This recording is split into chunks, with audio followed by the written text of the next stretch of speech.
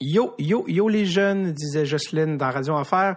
Nouvel épisode aujourd'hui avec Monsieur Stéphane Rochette. Je sais que c'est un nom que vous ne connaissez sûrement pas, mais c'est peut-être un de mes épisodes préférés que j'ai enregistré dans la dernière année. J'adore cet épisode-là. C'est un Québécois, en fait, Stéphane, qui habite en Suisse depuis très longtemps, qui était un joueur, qui est devenu un arbitre. Et on parle du marché suisse, on parle de son fils qui est un top prospect pour 2020. En tout cas, beaucoup de thématiques. Et c'est un épisode que j'ai enregistré le 31 juillet 2017, alors que j'étais sur la route avec Catherine Levac pour son spectacle en rodage l'été dernier. On faisait l'Est du Québec et on a enregistré l'épisode à Lebinière le 31 juillet 2017, comme je l'ai dit, à la maison de l'inspecteur. Je veux juste les saluer parce que je suis arrivé plus tôt pour l'émission, puis j'avais mes micros, parce que puis j'étais très gossant. Ils ont été très accommodants, très gentils. On a été très bien reçus en général. Le lendemain, c'est eux qui font le déjeuner. Maison d'inspecteur à Lebinière. Merci. Si vous passez dans le coin, vous pouvez faire un petit arrêt. C'est très le fun. D'ailleurs, je parlais de ça, c'était pendant le rodage de Catherine. Là, le spectacle, depuis, il est sorti. On a fait de la première là, en février à la Place des Arts, puis on était même à faire la première ontarienne à Orléans et la première à Québec City. Donc, le spectacle à Catherine, Velours est en tournée présentement partout au Québec et je vous conseille d'aller le voir. C'est un excellent spectacle et j'assure la première partie du spectacle. Donc, la raison pourquoi je vous en parle, c'est que souvent, après les spectacles, généralement, en fait, Catherine sort pour les photos et les autographes. Et je sors avec Catherine au cas où quelqu'un voudrait me dire salut. Puis, si vous êtes au spectacle, je vous le dis, vous pouvez rester après si vous voulez me dire salut. Ça va me faire plaisir. J'adore toujours ça, rencontrer des gens qui écoutent le podcast. Donc, si vous passez voir Catherine Levac, Velours, les chances sont que je serai en première partie, à moins d'un empêchement, genre aller en Suède ou ces affaires-là. Donc, pour faire la mission Force Break. Mais sinon, de règle générale, je suis là. Donc, ça me fait plaisir de vous saluer après les spectacles. Donc, voilà. Voilà ça, je pense que j'ai tout dit ce que j'avais à dire. Je vous en dis pas plus sur l'invité. Je vous laisse le découvrir. Voici Monsieur Stéphane Rochette.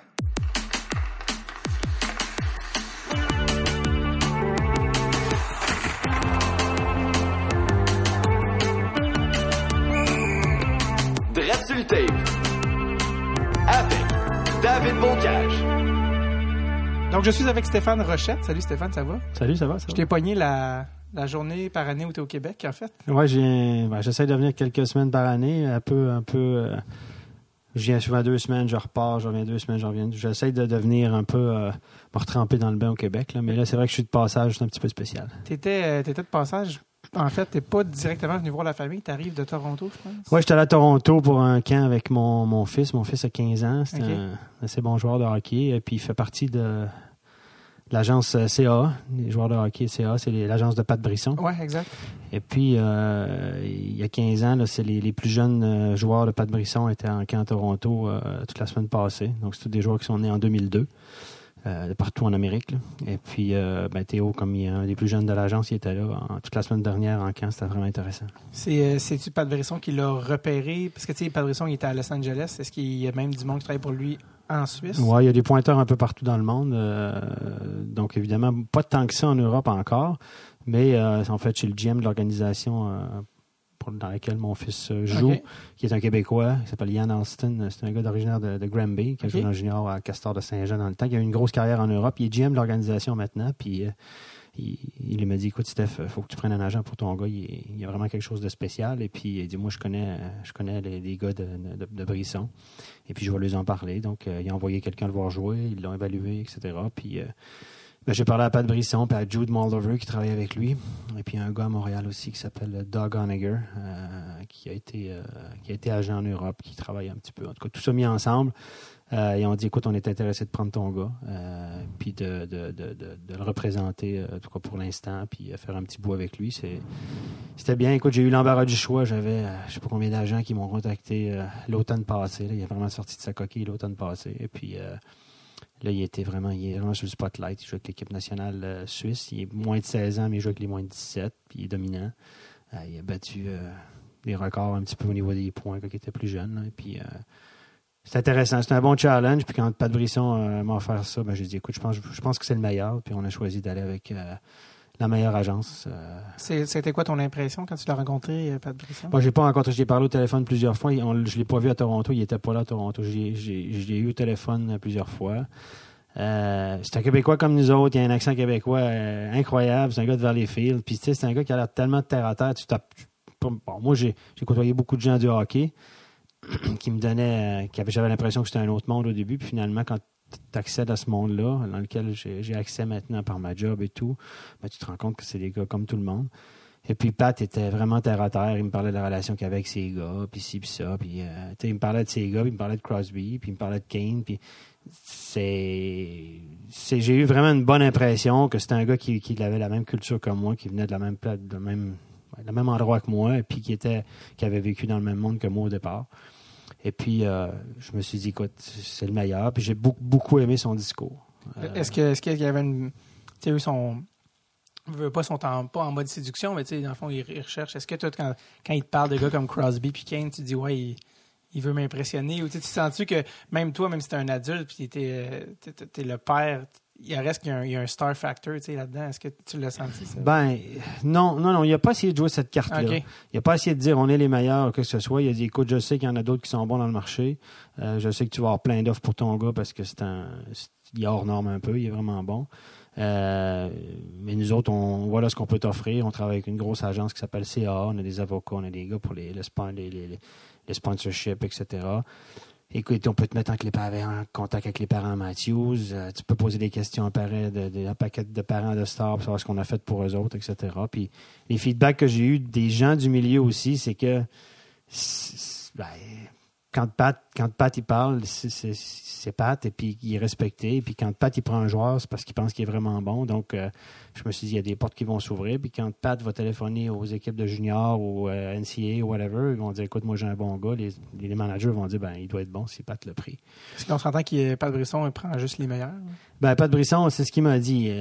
Lui, il m'a dit, écoute, moi j'en prends plus ben les joueurs, mais ceux que je prends, je prends les meilleurs. Je prends les gars que je pense qu'ils vont y arriver. Je veux pas perdre de temps. Et puis mon argent avec des gars qui vont pas y arriver. Puis il dit, moi, ce que j'aime beaucoup, c'est...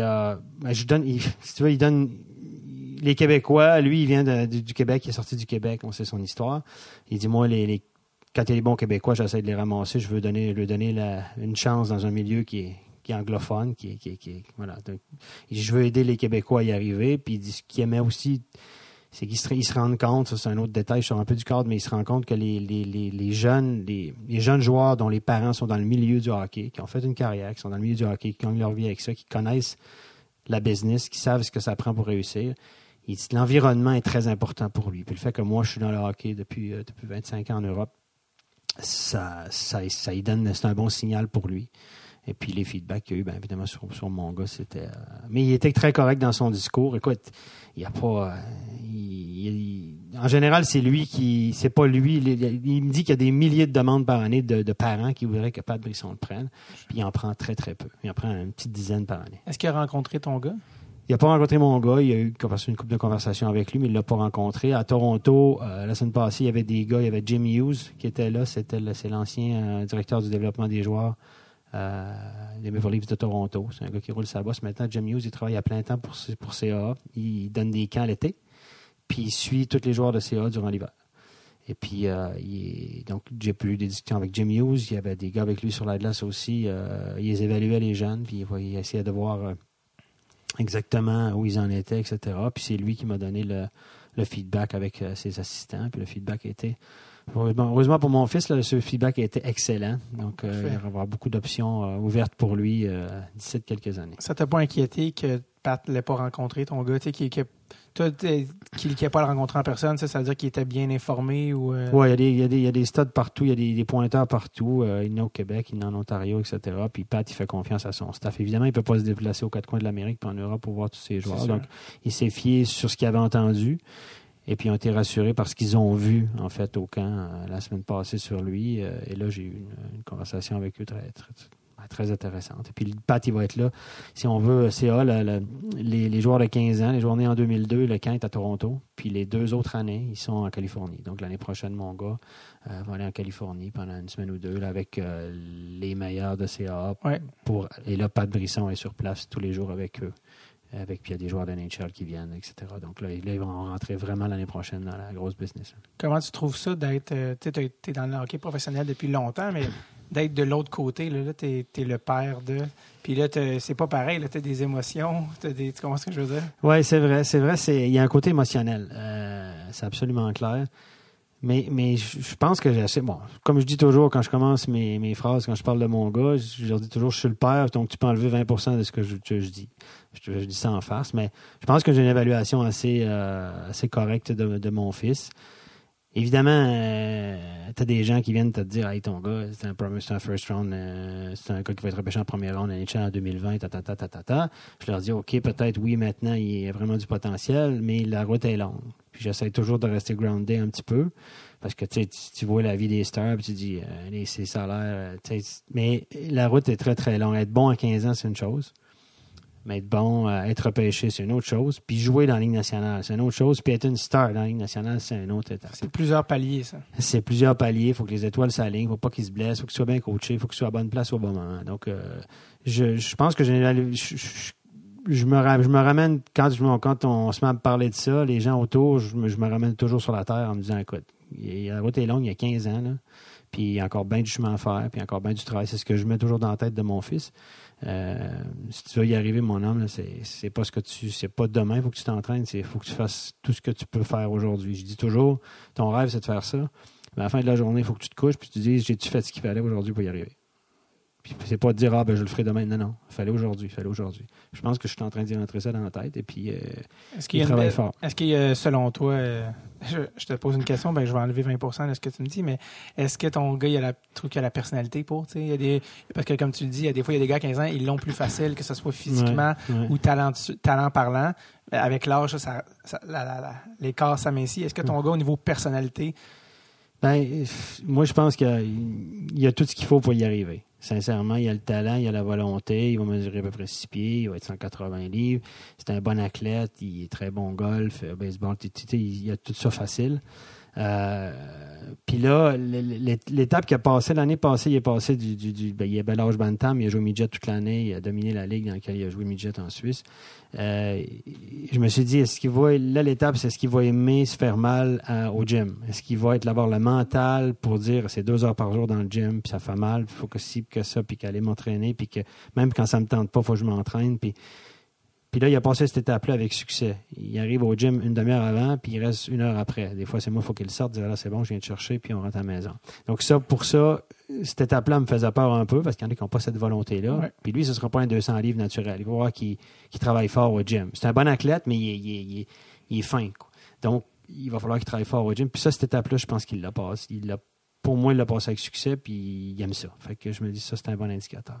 Est-ce que sa mère est en train de te dire « wow, wow ». Écoute, ça va vite, hein. L'année passée, jusqu'il y a une année quand tu as dit né en 2002, je trouvais que ça allait vite, là. Je m'en souviens, moi, de 2002, puis c'est ça. C'était comme, il me semble, c'était il y a 15 minutes, puis là, tu me dis que ton gars... C'est ça, il y a 15 ans. Là. Il vient d'avoir 15 ans. Là. Jusqu'à 14 ans, il était pas... c'était un très, très bon joueur, il était dominant, mais c'était encore du hockey de TQ.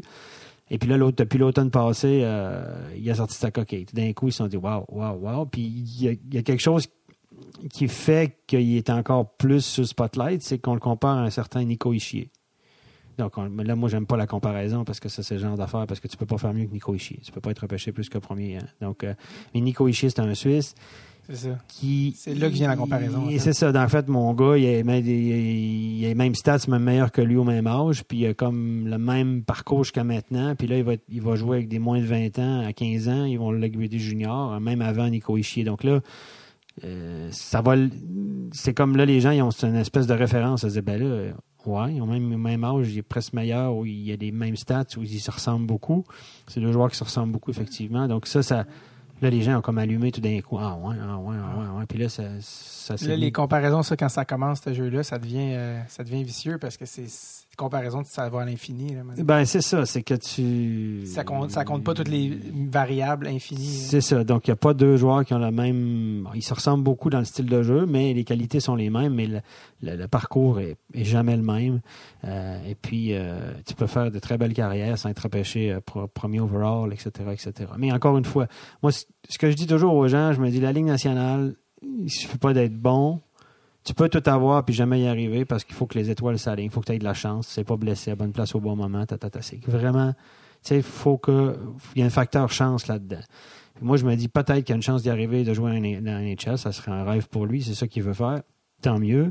Mais l'avantage qu'on a, nous, c'est qu'en Suisse, il y a une excellente ligue professionnelle. Donc, lui, il est né en Suisse, il a le passeport suisse. Il joue déjà avec l'équipe suisse, on l'a dit tout à l'heure, des moins de 17 ans. Donc, lui... La qualité de vie est exceptionnelle. La qualité de vie est exceptionnelle.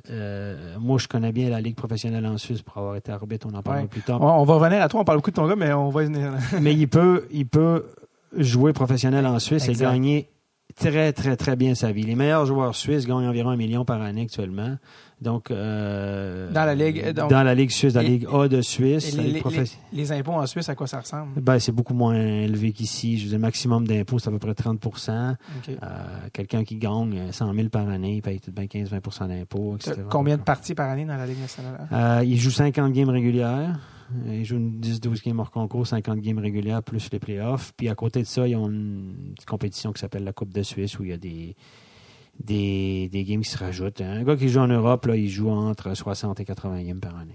Tout compris, playoffs compris. Exact, au total. Donc, c'est... Tout ça en habitant aussi en Suisse, avec comme on a dit, la qualité de vie. Il y a une différence entre habiter au Kazakhstan, en KHL, puis habiter dans les Alpes. Là. C'est complètement différent. La KHL, évidemment, l'argent peut être parfois très, très bonne, mais insécure, parce que des fois, tu peux repartir de là sans jamais être payé. Donc, la Ligue de KHL, il n'y a pas toujours que des belles histoires en KHL, mais la Suisse, c'est un pays tellement by the book, c'est un pays structuré, la qualité de vie le niveau de vie est un des meilleurs au monde, le pouvoir d'achat aussi. C'est quoi le moins d'argent qu'un joueur peut faire dans la Ligue nationale A? Y a-t-il des minimums ou il n'y en a pas? Il n'y a pas de minimum, pas de maximum. Ça, c'est un problème. Il n'y a pas de répartition des revenus, il n'y a pas de répartition des revenus comme en NHL ici.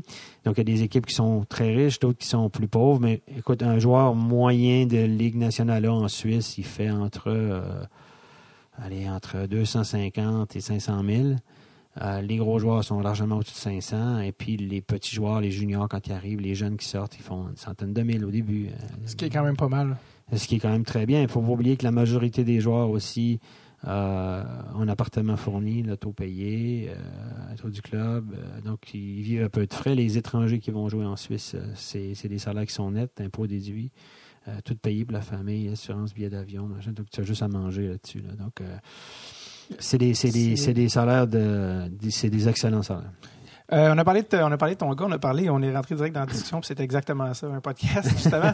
Mais je veux quand même parler de toi, parce que s'il y a une raison pourquoi tu es au Québec juste un jour ou quelques jours par année, c'est parce que tu habites en Suisse depuis quelques temps. Ça fait combien de temps que tu es en Suisse? Ben moi, je suis en Suisse depuis 1991. J'ai eu une couple d'années d'interruption, parce que je suis revenu pour des raisons familiales, mais en gros, je suis en Suisse depuis 1991. J'ai fini l'Université de Montréal en 90 au HEC. Tu étais étudiant au HEC? Moi, je suis au HEC en finance, ouais. J'ai un bac en finance, et puis je suis parti tout de suite en Suisse l'année d'après. Toi, tu étais un gars de la région de Québec? Moi, je viens de la région de Québec, ouais, de Donnacona, une demi-heure de Québec. J'ai étudié Cégep à Cap-Rouge, puis après, je suis allé au HEC à Montréal. Toi, tu es un gars tu jouais au hockey? J'ai joué au collégial. Moi, j'ai joué au collégial. J'ai toujours été un assez bon joueur de hockey. J'étais pas... dans mon temps, il fallait se battre. J'étais pas assez tough dans ce temps-là. J'étais un gars de 5 et 10. Puis j'ai déjà eu des offres juniors majeurs, etc. Mais j'ai jamais... Moi, je voulais aller à l'école. Et puis le hockey, j'étais pas assez tough dans ce temps-là, je pense, pour remonter dans le hockey. Même si j'étais quand même un très bon joueur de hockey au niveau collégial, j'étais quand même assez bon. Comment tu entends parler de la petite ville de Neuchâtel? Ben, pas si petite, mais je veux dire, pour un gars de Donnacona, tu entends parler de Neuchâtel en Suisse, comment tu te rends? Ben, en fait, j'étais au HEC, puis je coachais collégial au collège Brébeuf, que tu connais. Et puis, j'ai coaché là. Pendant que j'étais à l'université, je jouais dans la Ligue senior à Montréal. Je m'entraînais plus, mais je jouais des games à un bon niveau dans le mini. C'était l'aube de la Ligue senior comme on la connaît aujourd'hui. C'est du bon niveau, oui. Oui, bon niveau. Et puis, je faisais des tournois à ce temps-là, à gauche, à droite. Et puis, je coachais l'équipe juvénile au collège Brébeuf avec certains Paul Urtubise, qui travaille pour SO maintenant. C'était un de mes meilleurs amis à l'université. Voilà. Et puis, il y avait un gars dans l'organisation qui s'appelait Jacques Boisvert, qui est à la retraite maintenant. Jacques, certaines personnes, petite parenthèse, je te reviens, mais ça a été mon coach et mon prof au secondaire, Jacques Boisvert. Puis moi, j'avais fait, puisque certains m'en parlent, puis il est sur YouTube, c'est un numéro de professeur d'éducation physique. Puis les gens me disent, j'ai vu ton numéro de professeur d'éducation physique. Oui. Il est en partie inspiré de Jacques Boisvert. Il y a des lignes dans ce numéro-là qui sont des lignes intégrales que Jacques a dit pendant 35 ans à chaque fois. Donc, si les gens me demandent, des fois, ils me parlent de ce numéro-là, Jacques Boisvert est une raison en partie d'expliquer ce numéro-là. Donc, bref, tu coachais à Brébeuf. Je coachais à Brébeuf et puis Jacques Boisvert a organisé, lui, avait coaché une année en Suisse, à Joie, là, dans le nord-est de la Suisse. Et puis, il a organisé un voyage. On est parti, une bande de gars, puis on a fait un voyage en Europe. On a joué en France, on a joué en Belgique, on a joué notamment en Suisse. Puis en Suisse, on a joué une game à Genève. Puis un gars qui m'avait joué m'a dit, t'as mon joueur de hockey, toi? Il dit, t'as coaché. Puis il dit, à Neuchâtel, en Suisse, à peu près 1 heure de Genève, il cherche un gars pour coacher les jeunes, puis jouer dans le niveau au-dessus de la Ligue nationale, quand même un bon niveau. Ça t'intéresserait-tu? Puis là, j'ai tout de suite allumé. Je me suis dit, je venais de finir mon bac. J'avais pas trop envie de travailler. J'avais 22 ans. J'allais avoir 23 ans. Puis je me suis dit, là, ça m'intéresse. J'ai pris contact avec un monsieur qui était là-bas, qui était un diplomate aux Nations Unies. C'est un monsieur Lapointe, qui était un Québécois du Lac-Saint-Jean, qui était responsable là, puis il m'a dit, je l'ai rencontré finalement, puis il m'a fait un offre de contrat pour partir là-bas. Donc, je jouais, puis j'entraînais des jeunes, et puis il me payait toutes mes dépenses, puis un petit salaire, etc. Fait que ça n'a pas été long, j'ai dit oui, puis j'ai dit, j'avais envie de cette expérience-là. Je m'étais dit, je vais 1 an, puis après ça, je m'en reviendrai. Mais puis j'avais des offres pour aller faire des études aux États-Unis, parce que j'étais un assez bon étudiant. J'avais une offre d'emploi à Banque du Canada, à Banque Toronto-Dominion, puis j'ai dit non, je m'en vais en Suisse faire du hockey. Donc, c'est la première fois dans ma vie où j'ai suivi mon cœur. Je me suis dit, le rationnel aurait voulu que, puis tout le monde essayait de me dire, attends, Banque du Canada, Toronto-Dominion, Steph, t'es bon à l'école, t'aurais pu faire un doctorat, aller aux États-Unis. Non, j'ai dit, je pars en Suisse. Je me souviens, il y avait un prof suisse au HEC qui m'avait dit, écoute, c'est bien en Suisse, mais là, avec le potentiel que tu as, tu devrais persévérer dans les études. J'ai dit, non, moi, je m'en vais en Suisse, je suis mon cœur, j'ai envie de faire d'autres choses que d'étudier. Puis j'étais parti pour 1 an. Puis ça s'est prolongé parce qu'après 3-4 mois là-bas, ils étaient très contents de mon travail. Et puis, ils m'ont fait un contrat pro de 3 ans. Donc, vraiment avec un salaire décent. Là. Je vous parle de ça. À l'époque, au début des années 90, tous mes chums sortaient de l'université et gagnaient 50 000 par année. Là. Puis moi, je gagnais 100 000 par année, francs-suisses. Avec le char d'appartement, j'avais 24 ans. Puis, gros contrat. Pour moi, c'était un immense contrat. Gagner ma vie avec le hockey, déjà, pour un petit cul comme moi du Québec. Moi, j'avais fait une croix. Moi, je gagnais pas d'argent avec le hockey. Je n'allais pas faire une carrière dans la Ligue nationale. Ici, c'est la Ligue nationale ou rien. Ouais. Et puis, tout à coup, on m'offrait de gagner ma vie avec le hockey, puis de coacher, puis de jouer, puis je n'ai pas hésité. Donc là, j'ai signé mon premier contrat pro. Tu étais parti pour 1 an, puis ça fait maintenant combien de temps? 25 ans à peu près. C'est ça. Un gros, c'est ça. C'était resté. Puis là, juste pour donner un référent aux gens, la meilleure ligue en Suisse, c'est la Ligue nationale A. Oui.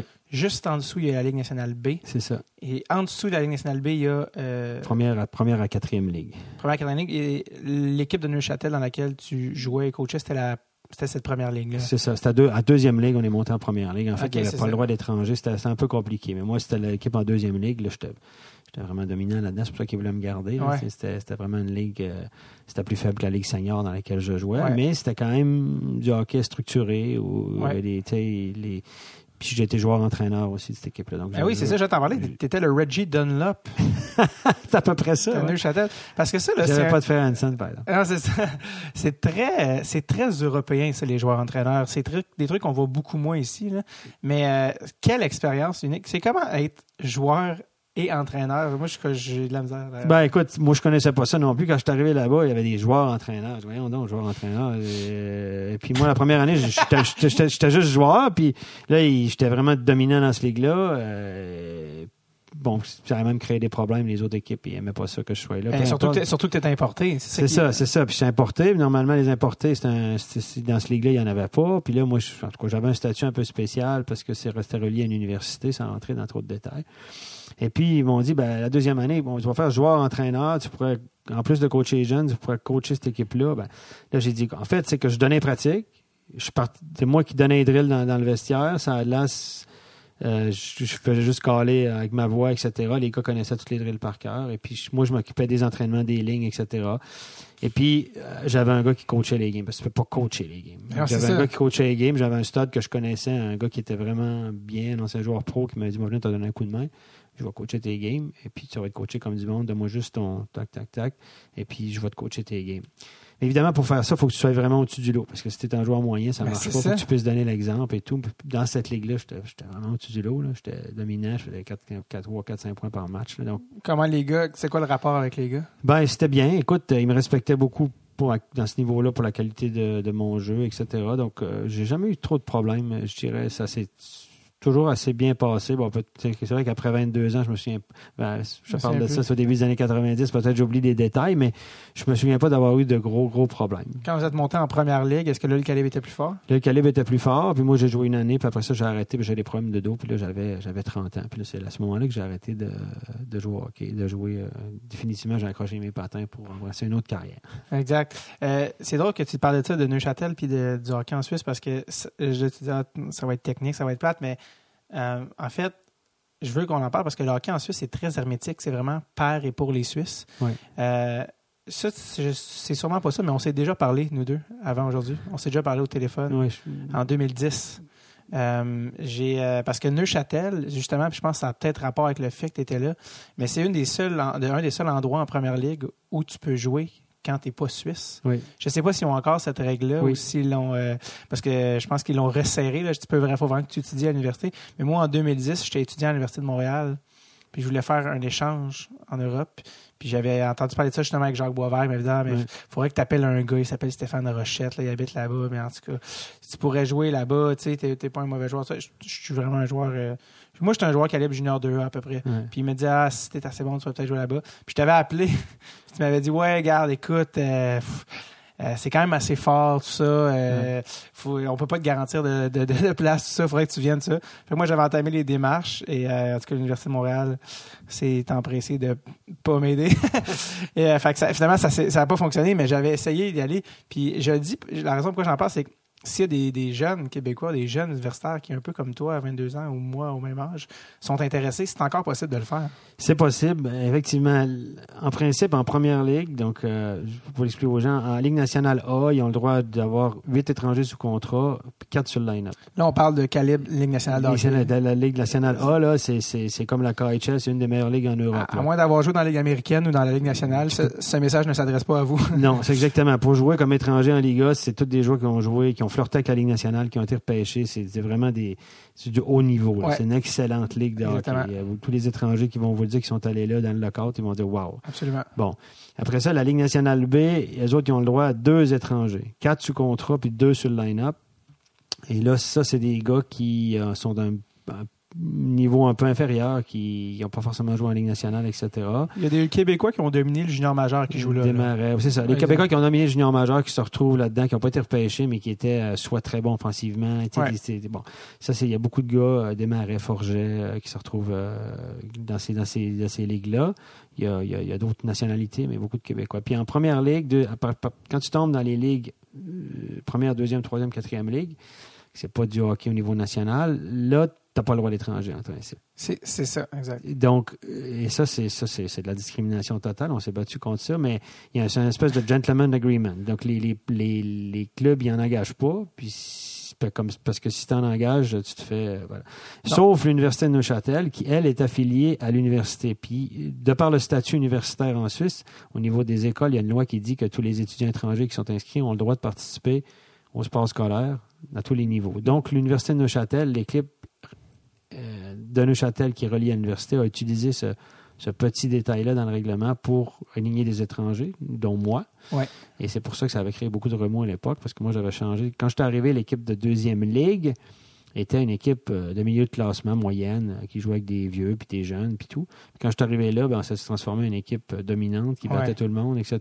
Puis on était une couple d'autres Québécois. Il y avait un certain Martin Rioux, Québécois, de l'ancien goaler de Brébeuf aussi, qui est arrivé là. Donc ça avait changé un peu la dynamique. On était tous inscrits à l'université, etc. Donc, vous étiez des étudiants à temps plein. Des étudiants. Donc, un étudiant qui veut aller étudier à l'Université de Neuchâtel, qui est un bon joueur de hockey, peut jouer avec l'université. Quel calibre comparerais-tu? Parce que maintenant, l'Uni Neuchâtel sont en première ligue. Oui, puis ils sont en super première ligue. Ils ont créé une super ligue au niveau national. C'est quand même un bon niveau, là. À quoi tu comparais ça au Québec? C'est dur à dire. Écoute, c'est une ligue senior assez forte, là. C'est une coche en dessous du junior majeur, je dirais. Junior 3? Moi, c'est plus fort que ça, je pense. Plus fort que junior 3? Oui, parce qu'il y a des adultes, là, des gars de 30 ans. Tu as des gars qui ont joué en Ligue B toute leur vie, ils ont 33 ans, puis vont finir là. Donc, c'est des gars qui ont joué pro toute leur vie. OK, c'est fort. Ils s'en vont là, puis ils travaillent à 50%, puis ils jouent encore dans cette ligue-là. Puis tu as des bons jeunes. Moi, j'ai des jeunes qui sortent de junior élite, l'équipe de notre junior majeur à nous en Suisse, qui ont passé fort pour jouer là-dedans. Là. Okay. Donc, c'est vraiment une bonne ligue de hockey. Ça patine, Les gars sont en shape et tout. C'est... Que je me revois en train de regarder des vidéos sur l'ordinateur en me disant je suis capable de jouer là-dedans, je suis capable de jouer là-dedans. Ça va vite. Non, c'est une bonne. Non, c'est bon. Tu arrives ici, puis tu sors du junior 2A, puis tu dis j'arrive là, mais non. C'est mieux de te mettre en shape parce que. Les gars sont surpris. Hein? Moi, je me souviens, les premières années que j'étais en Suisse, les gens me disaient c'est bien fort, là, hockey là-bas. Tu sais, tout le monde qui jouait dans la ligue de garage avait l'impression qu'il pouvait jouer en Suisse. Non, pas du tout. Là, attendez, là, aujourd'hui, ça a changé un peu avec les lockouts, les gars de la NHL qui sont venus, les gars qui ont été repêchés. Puis là, aujourd'hui, les gens ils disent c'est bon hockey là-bas. Ça me fait rire. Parce que c'est ça l'affaire avec la Suisse, puis c'est pour ça que je trouvais intéressant avec toi aujourd'hui. C'est un c'est un pays de 8 millions d'habitants. Ça, c'est à peu près l'équivalent du Québec. Là. Là-dedans, il y a 2 millions de francophones, la Suisse romande, là, qu'ils appellent. Ouais. Et un petit pays de 8 millions, je rappelle que la France, ils sont plus de 60 millions. Ouais. Puis au Canada, on est de la moitié de ça, on est une trentaine de millions. Vous êtes quand même une équipe nationale qui se démarque dans les compétitions internationales avec une équipe forte, avec des gars comme Mark Streit, des Joe C, des Nico Hischier, puis Niederreiter et compagnie. Pour une petite nation comme ça, c'est quand même assez extraordinaire. Moi, je pense que c'est bien. Écoute, moi, je pense que le hockey suisse, au niveau des licenciés, c'est incomparable avec le Canada. Qu'est-ce que tu veux dire par licenciés? Les licenciés, c'est des gens qui jouent des actifs. Là.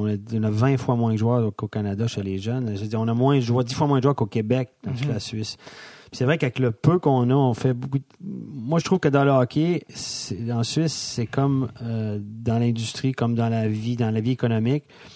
Les Suisses font de la qualité. C'est pas des botchers. C'est l'influence aussi germanique parce qu'il y a une grosse partie suisse-allemande. Oui.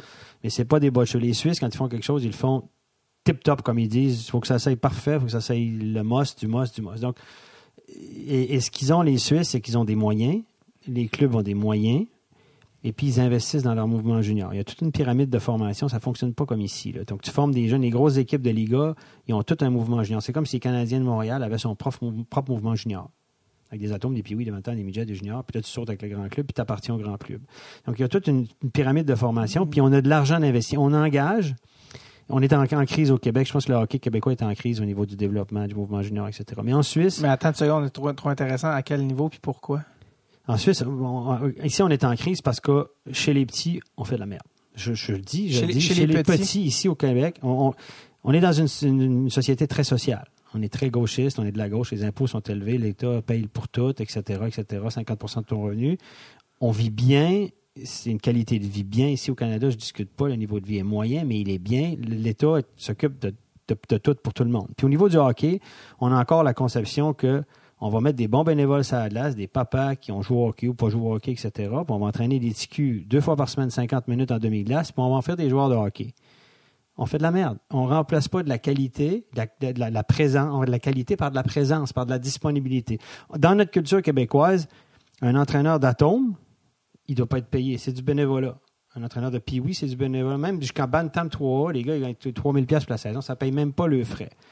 Fait que les gens compétents, les gens qui pourraient entraîner les jeunes, leur donner quelque chose, eux autres disent, attends, moi, si par chance, il y a un fils d'un gars comme ça qui joue dans une équipe, ben, ils l'ont comme entraîneur, mais la majorité du temps, il n'y a pas de personne compétente. On n'investit pas dans le hockey. On fait du hockey social, on fait du hockey pour tous.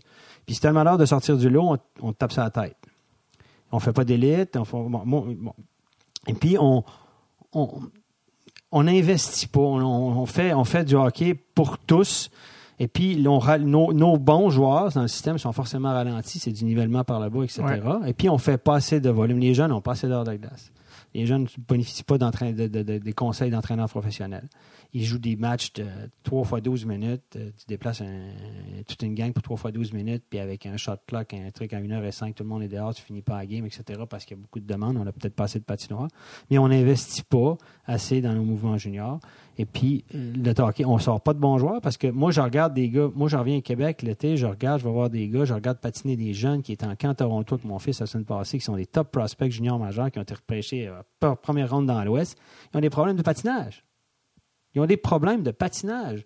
Techniquement, les gars sont en retard sur les Suédois, les Finlandais, les Russes, les Tchèques, puis les Suisses aussi. Les jeunes sont en retard parce qu'ils n'ont pas assez fait d'heures de qualité. Tu sais, je veux dire, à 10-12 ans, Si tu entraînes juste 2 fois par semaine, 50 minutes en demi-glace, là, oublie ça avec un entraîneur qui n'est pas compétent, là, qui sur les 50 minutes te fait bouger 15 minutes, il y a un problème. Moi, j'ai vu ça quand au Québec, je vois ça, puis ça me fait dresser les cheveux sur la tête. Donc, en Suisse, on investit, c'est des entraîneurs professionnels. Moi, j'ai été engagé les 3 dernières années à Lausanne comme chef de la formation. J'étais super bien payé pour la job que je faisais. Et puis, je supervisais tous les jeunes, des entraîneurs des jeunes, puis on était 5 entraîneurs pro pour un mouvement junior de 200 joueurs. Ça vous donne une idée, là? 5 pros puis bien payés, pour encadrer 200 jeunes de l'organisation de Lausanne en Suisse. Déjà, avec ce que tu viens de décrire au Québec, il y a un écart. On est à des années-lumière, là. On est à des années-lumière. Puis, je veux rien enlever aux papas, là, qui vont donner un coup de main sur la glace pour le moment, qui sont gérants d'équipe, ici, puis ça, mais ils n'ont pas les compétences pour le faire, malheureusement pour eux autres. Puis souvent, ils le reconnaissent. Et c'est pour ça qu'au Québec, la Fédération lui met un petit cahier, puis ils disent gardez un cahier d'exercice, puis essayez de respecter ça. Parce qu'ils essayent de les encadrer, mais tu peux pas. Puis les organisations, ils n'ont pas cette volonté. Moi, j'avais fait une proposition à Donnacona une année que j'étais revenu là, pour des raisons familiales. Je dis, moi, je vais m'en occuper du mouvement junior Donnacona-Pont-Rouge. Donnez-moi un petit salaire à plein temps, là, puis je vais vous driver ça. Ah, Stéphane, es-tu malade? Personne ne va vouloir. Les cotisations, c'est 160 par année, puis si ça coûte 200 par année, le monde, ils vont chialer. Wow! C'est pas dans notre culture, mais veut pas, il va falloir changer notre approche parce il n'en sort plus des Québécois, puis si ça continue, ils vont en sortir encore moins. Donc, c'est pas seulement une raison de mondialisation du hockey qu'il y a moins de Québécois, il y a des raisons on est en retard. Au sein même. Là, on est en retard. Regardez les Suédois, les Finlandais, qu'est-ce qu'ils font? Les gars, ils sont entraînés, ils font du hors-glace. Je veux dire, juste en Suisse, mon fils, à 10 ans, il y avait 3 à 4 entraînements par semaine, 1h15 sur toute la glace, puis 2 entraînements physiques hors glace. Est-ce que les jeunes trouvaient que c'était trop ou non? Ben, il y a des parents, évidemment, qui débarquent, qui disent, ben là, moi, il y a 2 petites sœurs à côté qui font ci, qui font ça. Puis ceux qui débarquent, ben ceux souvent qui n'ont pas la volonté pour se rendre au bout. Donc, avec ça, on trie un petit peu. Est-ce qu'il y a ces deux extrêmes, par exemple, qu'au Québec, c'est trop lousse? Est-ce qu'en Suisse, c'est trop professionnalisé, trop jeune? Est-ce qu'il y en a qui peuvent juste jouer au hockey pour le fun? Ou là, oui. Écoute, à Lausanne, par exemple, on était dans il y a la catégorie élite, qui sont nos meilleurs, la crème, où on recrute aussi dans des plus petits clubs aux alentours. Et puis, il y a les 2 catégories d'en dessous, où c'est 2 entraînements par semaine, avec un entraîneur dédommagé, bénévole, mais dédommagé. Ça ne coûte rien de sa poche, puis même, il se fait bien 5-10 000 à la fin de l'année. 5-10 000, en Suisse, c'est rien. Quand je leur dis que tu donnes 5-10 000 pour coacher une équipe, là, les gars te regardent, c'est pas bien. Donc, ici, au Québec, Midget 3, ils font ça, les gars. Là. Oui, c'est ça. C'est un autre monde. Là.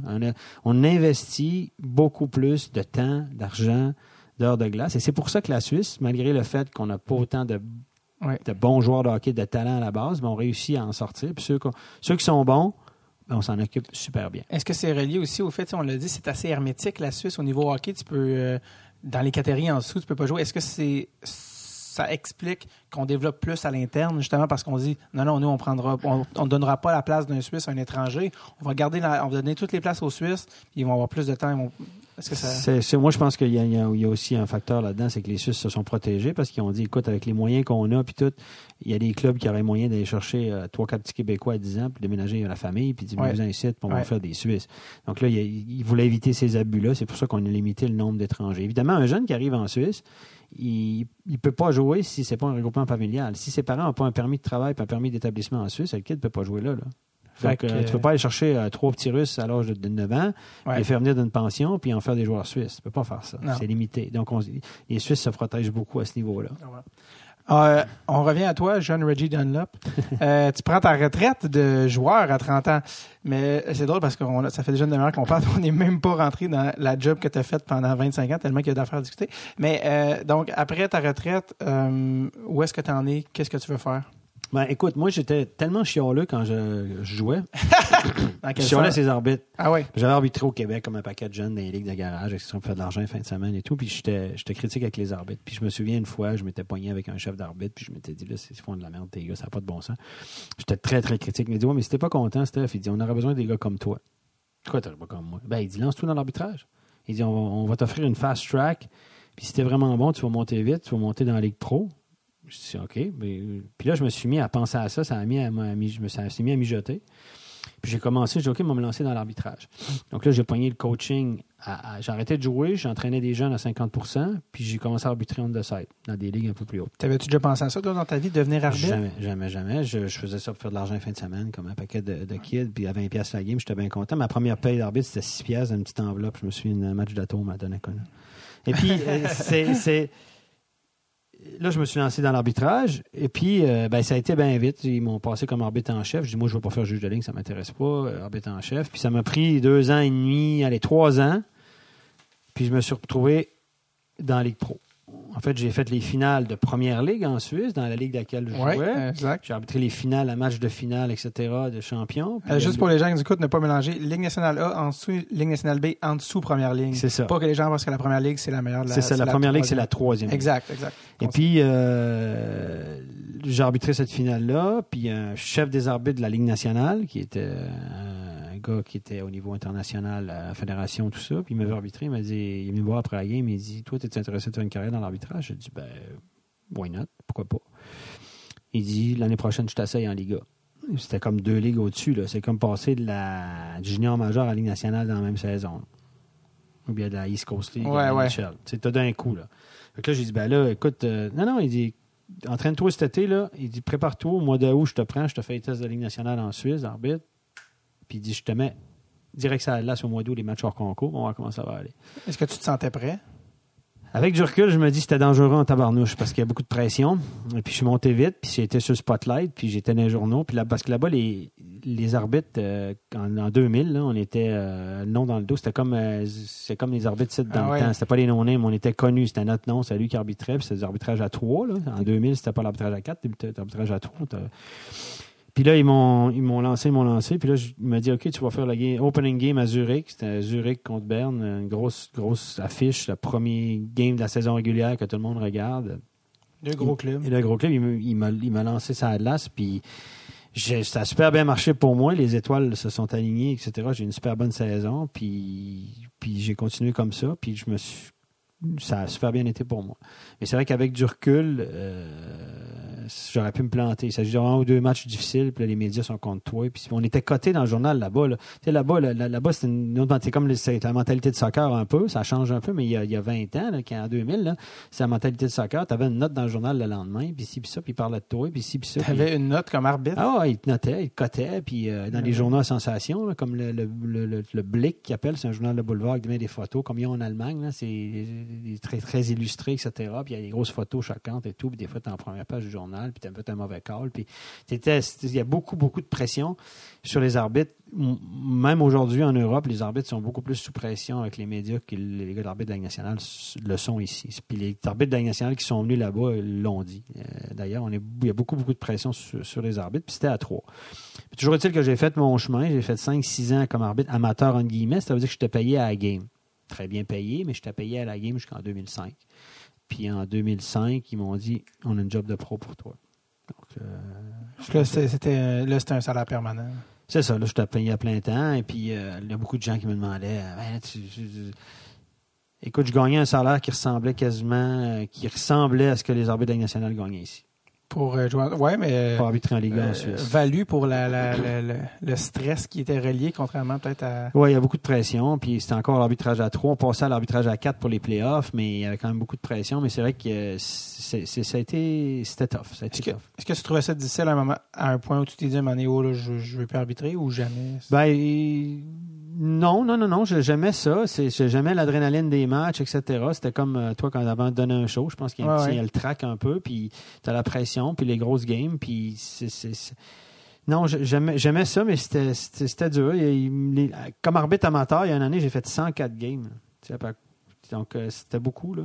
Puis je voyageais, puis... c'est énorme, quand même. C'est énorme. Puis quand je suis passé pro, là, je faisais juste ça, là, parce que durant les années que j'étais arbitre amateur, j'enseignais à 50% d'un cégep. Là. Ça, c'est un détail aussi. T'as combien de vies, mon Dieu? Ouais, c'est vrai que j'ai fait beaucoup de choses. C'est vrai que c'est toujours dur à raconter que c'était fait dans la vie, parce que mais j'ai toujours suivi mon cœur. J'ai pris des décisions de cœur. Même si je suis quelqu'un de très rationnel, me suis toujours lancé dans des trucs que j'aimais, puis j'avais le feeling pour, même s'il y avait un élément de risque. J'ai l'impression que dans 10 minutes, tu vas me dire que tu as déjà été agriculteur de soya, puis je vais être comme, ben, pas le choix de te croire avec ton track. Est-ce que, comme arbitre, c'est un point où tu te dis, j'aimerais ça aller dans la Ligue nationale de hockey? Oui, j'aurais aimé ça, mais c'est pas possible. La Ligue nationale est très, très, très conservatrice, puis des Européens qui passent ici pro, c'est presque impossible. Il y en a un qui s'appelle Marcus Winneborg, qui est suédois ouais. Avec qui j'ai arbitré le championnat du monde des moins de 18 ans en 2004, qui est un ami à moi, qui a traversé ici, qui a fait de la Ligue américaine de la Ligue nationale, mais il est reparti pour des questions familiales. C'était trop compliqué. Sa famille était basée à Toronto, puis il n'était jamais là. Sa femme ne supportait pas. Puis il est retourné arbitrer en Europe. Et puis là, maintenant, c'est drôle parce que quand j'ai pris ma retraite en 2014, en Suisse, de l'arbitrage, c'est lui qui a pris ma place comme arbitre professionnel. Les Suisses sont allés engager un Suédois pour venir arbitrer. Donc lui, il est arbitre pro en Suisse. Il vit à Zug, près de Zurich, et avec sa famille, ses enfants sont à l'école privée, etc. Donc, il y a une bonne qualité de vie maintenant. Et puis, c'est lui qui a pris ma place en Suisse quand j'ai pris ma retraite. Donc, c'est complexe de passer de l'Europe à la Ligue nationale si tu n'es pas déjà en Amérique. Là. C'est presque impossible. Okay. Il y a cette barrière ou cette mentalité-là qui est étonnante. Mais moi, je vais vous dire, j'ai arbitré plusieurs compétitions internationales, dont la Coupe Spengler, que tout le monde connaît, avec des arbitres nord-américains, Ghislain Hébert, Skilleter. J'ai arbitré des games hors concours des équipes de NHL en Europe, les Rangers de New York, tout ça avec Joannette Dvorsky. Oui. Et puis, je pense qu'il y a beaucoup d'arbitres européens qui pourraient arbitrer ici. Mais... au niveau compétences, là, on parle. C'est ça. Les gars sont bons, mais ils ne sont pas non plus sur une autre planète. Là. Et puis... Est-ce qu'il y avait une compétition entre vous deux? Pas vous deux, mais en disant, vous en Europe, vous l'avez facile.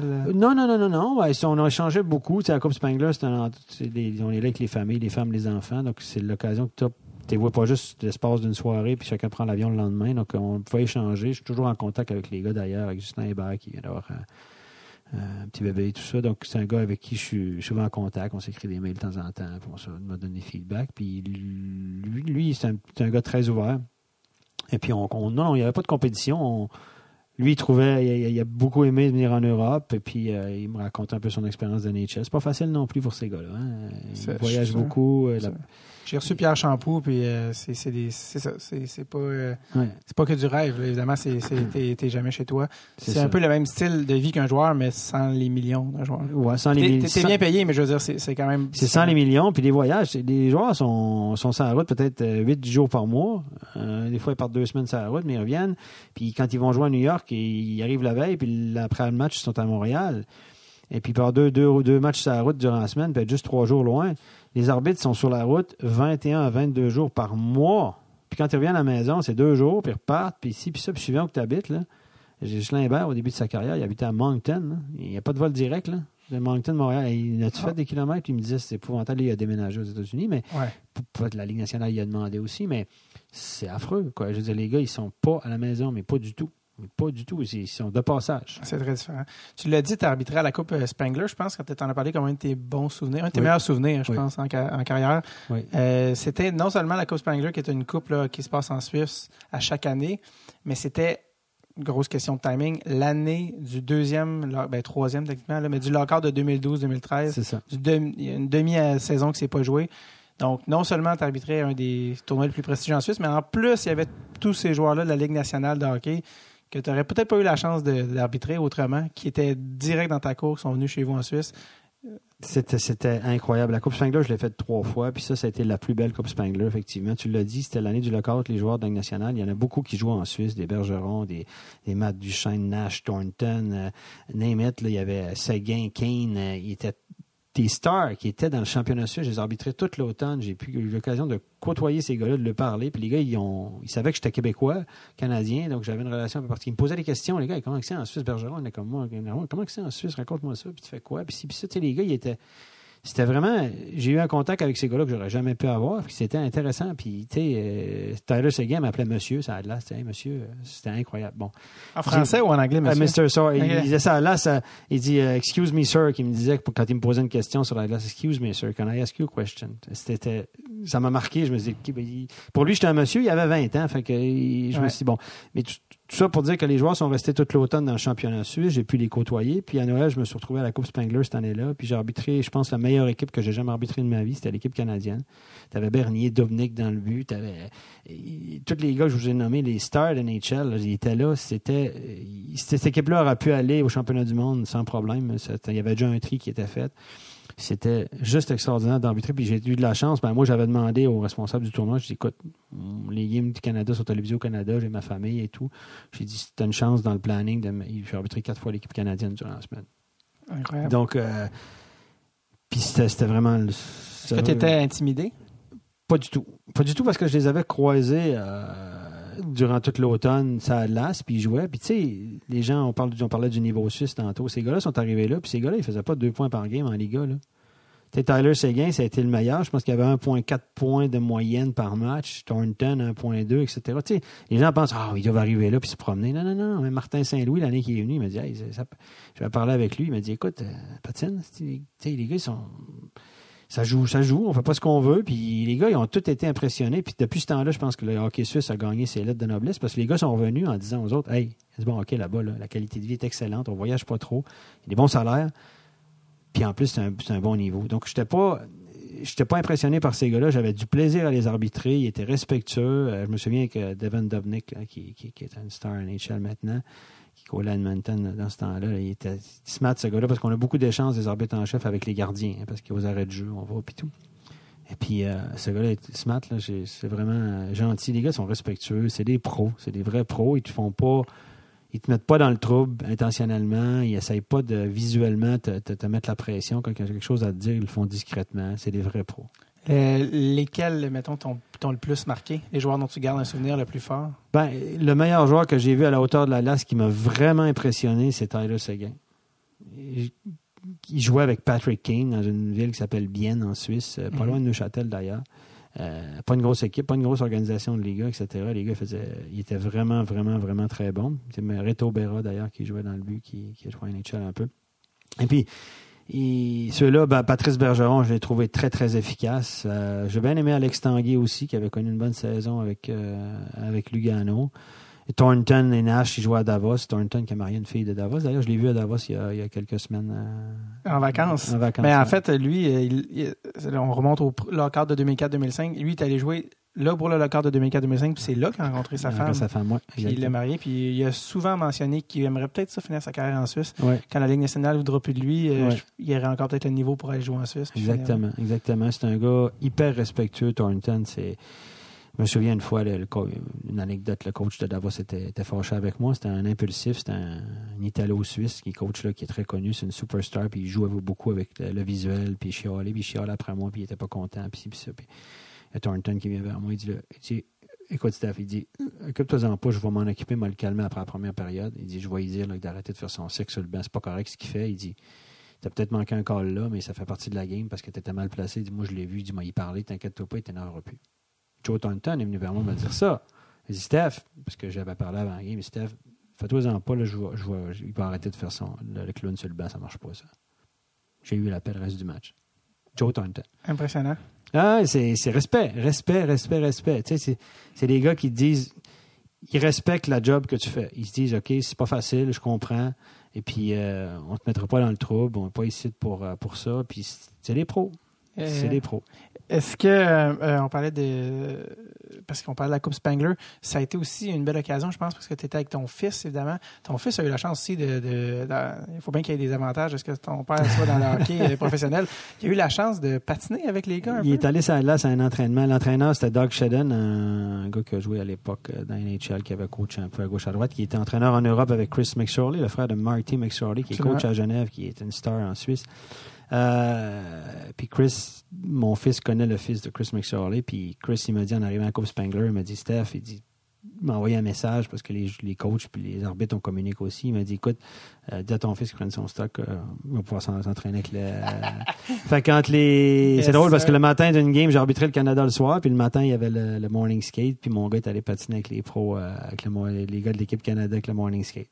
Il a pu shooter sur Bernier, c'est Jonathan Bernier qui était là, Devin Dubnyk qui fait des passes avec Tavares, avec Bergeron.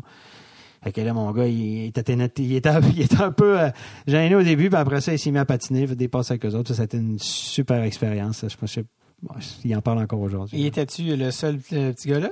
Oui, c'est le seul petit gars. En plus? Bon, eux autres, il y avait leurs enfants, mais ces gars-là sont jeunes, donc il y a des bébés. Puis il y a une journée organisée pour les familles, mais il y a personne qui avait un enfant de 12 ans là-dedans. Là, fait que, il était, après la pratique, il y avait le fils à McSorley qui était là, et puis Théo, mon fils, qui était là, ça a pu patiner avec eux autres. Puis mon fils, il avait une passe pour aller partout. Donc, il venait d'investir, il a accès là. Fait que là, il a fait des photos avec King, il a fait des photos avec tous les superstars de NHL. Corey Schneider était là aussi. Il jouait avec il a fait name it, là, les gars, les poignets sur le fly. Viens essayer de faire une photo.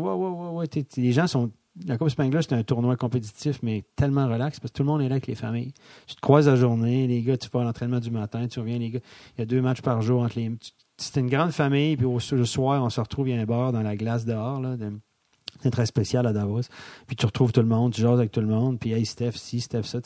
Moi, je voulais côtoyer ces stars-là. Puis je m'appelais Steph, les gars. Là, tu te retrouvais ça drôle d'être dans une position d'autorité avec eux sur la glace, mais après ça, d'être. Ouais, la position d'autorité, comme je t'ai dit, sont tellement pros, les gars, qu'il n'y a personne qui C'était pas difficile. Tu sais, il n'y a personne qui. Non, c'était pas difficile à faire. Puis au contraire, moi, je sais que les gars à NHL aussi ont des contacts avec les joueurs d'un coulisses. Ça, on le sait pas, mais. Il y a des relations. Tu sais, je dis, t'as un problème avec un joueur, ça a de la game d'après que tu l'arbitres, tu le croises avant la game avec un café dans le corridor au warm-up, puis tu dis, écoute, qu'est-ce qui se passe, puis comment est-ce qu'on peut s'arranger pour que ça marche mieux entre les deux. C'est important. Il n'y a personne, les pros, là, sont scrutés à la loupe, il n'y a personne qui va avoir l'air d'un cave, ça a de la ça. Il n'y a personne qui va passer pour un innocent, puis il n'y a personne qui va avoir un problème avec un arbitre. Puis il n'y a pas un arbitre qui veut qu'on le fasse mal paraître. Donc en général, les gars, ils cherchent toujours le contact. Explique-moi ça. Pourquoi tu as fait ça? Je comprends pas ton call. Puis moi, les gars, ils font ça, mais discrètement, off, puis avant les matchs. Puis c'est le meilleur moment. Si ton gars se rend en Ligue nationale, là, ces photos-là vont ressortir là, de ton gars avec Kane ou ça. C'est des gens d'affaires probablement. Vont sortir. Ouais, probablement. Le hockey en Suisse, j'ai eu la chance d'y aller quand j'étais justement avec Jacques Boisvert, parce qu'à la BWF, on a eu la chance de faire des voyages en Suisse. Puis c'est un peu resté dans la tradition, je pense, avec Jacques, tout ça. Puis en 2002, justement, l'année où ton gars est né, on est allé 2002 ou 2003 peut-être. On est allé en janvier. Je pense qu'on tout de suite après le Nouvel An, on allait faire un voyage. On s'était monté la meilleure équipe possible pour aller jouer là-bas. Puis finalement, on s'était fait, je pense. Bon, on avait eu des bonnes games, mais le niveau était très très fort en Suisse. Puis on avait été fait justement à Neuchâtel, Lausanne, et on s'était promené. Puis on avait été voir aussi des parties à Ajoie justement. Puis l'ambiance d'une partie de hockey en Suisse n'a rien à voir avec l'expérience de regarder une game de hockey en Amérique du Nord. Que ce soit les chants, la disposition, la nourriture, tous vos référents nord-américains sont pas valides en Suisse. C'est très différent de regarder le hockey en Suisse. Oui, c'est les Nord-Américains qui viennent là, même les joueurs de NHL qui sont venus, ils ont tous dit « Wow! » Je me souviens d'avoir discuté avec Tavares 2 mots qui jouait à Berne. Berne, c'est la plus grosse organisation de Suisse. Il y a 13 000 billets de saison. Il y a ses sold out, 17 000 spectateurs tous les matchs. Puis il disait, j'ai jamais vu. Le monde, ils chantent, ils crient, ils font du bruit. Il y a des chansons pour tous les joueurs. Puis ça s'arrête jamais. Ils sont fous braques, les gars. Ils sont malades. Tu sais, la réaction des Québécois qui est arrivée, ils sont malades, le monde. Ça n'a pas de bon sens. Ils crient dans des affaires, ça a de l'air. Tu sais, t'as un mauvais call d'arbitrage. C'est moins comme ça maintenant, heureusement. Mais tu as un mauvais call d'arbitre, le monde, il balance des affaires, ça a de l'air. C'est obligé de laver à de l'air. C'est incroyable. C'est l'ambiance de soccer. Tu sais, soccer, c'est 90 minutes, il se passe rien. Moi, j'aime pas trop le soccer, donc il se passe pas grand-chose pendant 90 minutes. Il y a une 5 tentatives de shoot par match de chaque barre, puis 2 qui touchent la cible, puis c'est tout, puis le monde, il s'excite. Donc, le monde, il faut qu'ils se tiennent occupés. Fait qu'ils chantent, ils font toutes sortes d'affaires. Ben, au hockey, ils ont transposé un petit peu ça, un petit peu, je dirais, l'ambiance de soccer. Il y a des gens debout dans toutes les patinoires, c'est sacré, hein. Il y a beaucoup de places assises, des loges maintenant, etc. Mais il y a une section des gens debout. Ils chantent, ils crient, ils sautent, ils jouent du tambour. C'est tout le long. Tout le long. Mais tout le long, ça ne s'arrête pas. C'est pour ça que les Européens, quand ils viennent en Amérique, souvent, ils me disent « Ouais, c'est bien, mais c'est plate, hein? C'est mort. » Le monde, ils ne chantent pas, ils ne crient pas. Il n'y a pas de bruit. Il faut qu'ils mettent noise sur le tableau pour que les gens s'excitent. Parce que les gens continuent à chanter même pendant le jeu. Oh, alors qu'on est habitué aussi que pendant le jeu, les gens écoutent, c'est seulement dans les arrêts de jeu. Ils chantent, ça joue du tambour, ça tape, tac, tac. Puis là, quand tu as une équipe qui pogne un power play, Si c'est l'équipe locale qui est en désavantage numérique, ben il siffle. Il y a des sifflets, c'est fort pour déranger l'équipe à l'attaque. Donc, c'est vraiment... un autre monde. Le 6e joueur là, en Suisse, là, c'est très, très important. Puis le travail de l'arbitre aussi, moi, j'avais des chansons dans les patinoires là, qui étaient dédiées à Rochette. Là. Ah oui?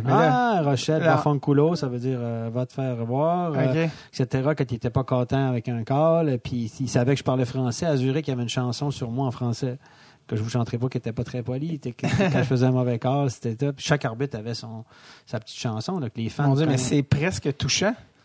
T'as des attentions. Ah oui, c'est... T'as ta chanson à toi. Moi, je vais vous dire, comme arbitre, ici, les arbitres, c'est pas des stars. Ils sont pas connus. On connaît les noms des arbitres québécois, etc. Mais là-bas, t'es connu, t'es médiatisé. Il y avait des articles sur moi dans les journaux. On m'a invité à ces plateaux de télévision. Puis dans les journaux, radio. Puis... Est-ce que t'aimais ça, l'aspect showbiz d'être arbitre? Ben, ça me déplaît. Ça te met de la pression parce que quand t'es connu puis tu fais un mauvais match ou un mauvais call, ben là, ça te suit beaucoup plus. T'sais, quand t'es non-name, ben, tu es bon et mal, passe en bas, mais quand tu es connu et tu as une bonne réputation, ben c'est flatteur. Quand tu fais un match moins bon, puis là, les médias disent ben là, Rochette n'a pas été bon, un mauvais call, etc. Mais moi, je dirais que j'ai toujours eu une bonne relation avec les médias. Étonnamment, on avait le droit ici, en Amérique, ils n'ont pas le droit d'avoir la relation avec les médias. Ils l'ont, mais off. Nous autres, on avait le droit il fallait faire connaître notre métier, puis se défendre, etc. Puis moi, j'ai toujours eu des bonnes relations avec les médias. Moi, je disais toujours aux médias, avant d'écrire des niaiseries, là, appelez-moi. Envoyez-moi un message. Donc, souvent, après un match, je toquais à la vestiaire, je disais, là, explique-moi ce call-là, je comprends pas. OK. Puis des fois, je disais, là, ouais, c'était peut-être pas un bon call pour ça. Puis OK.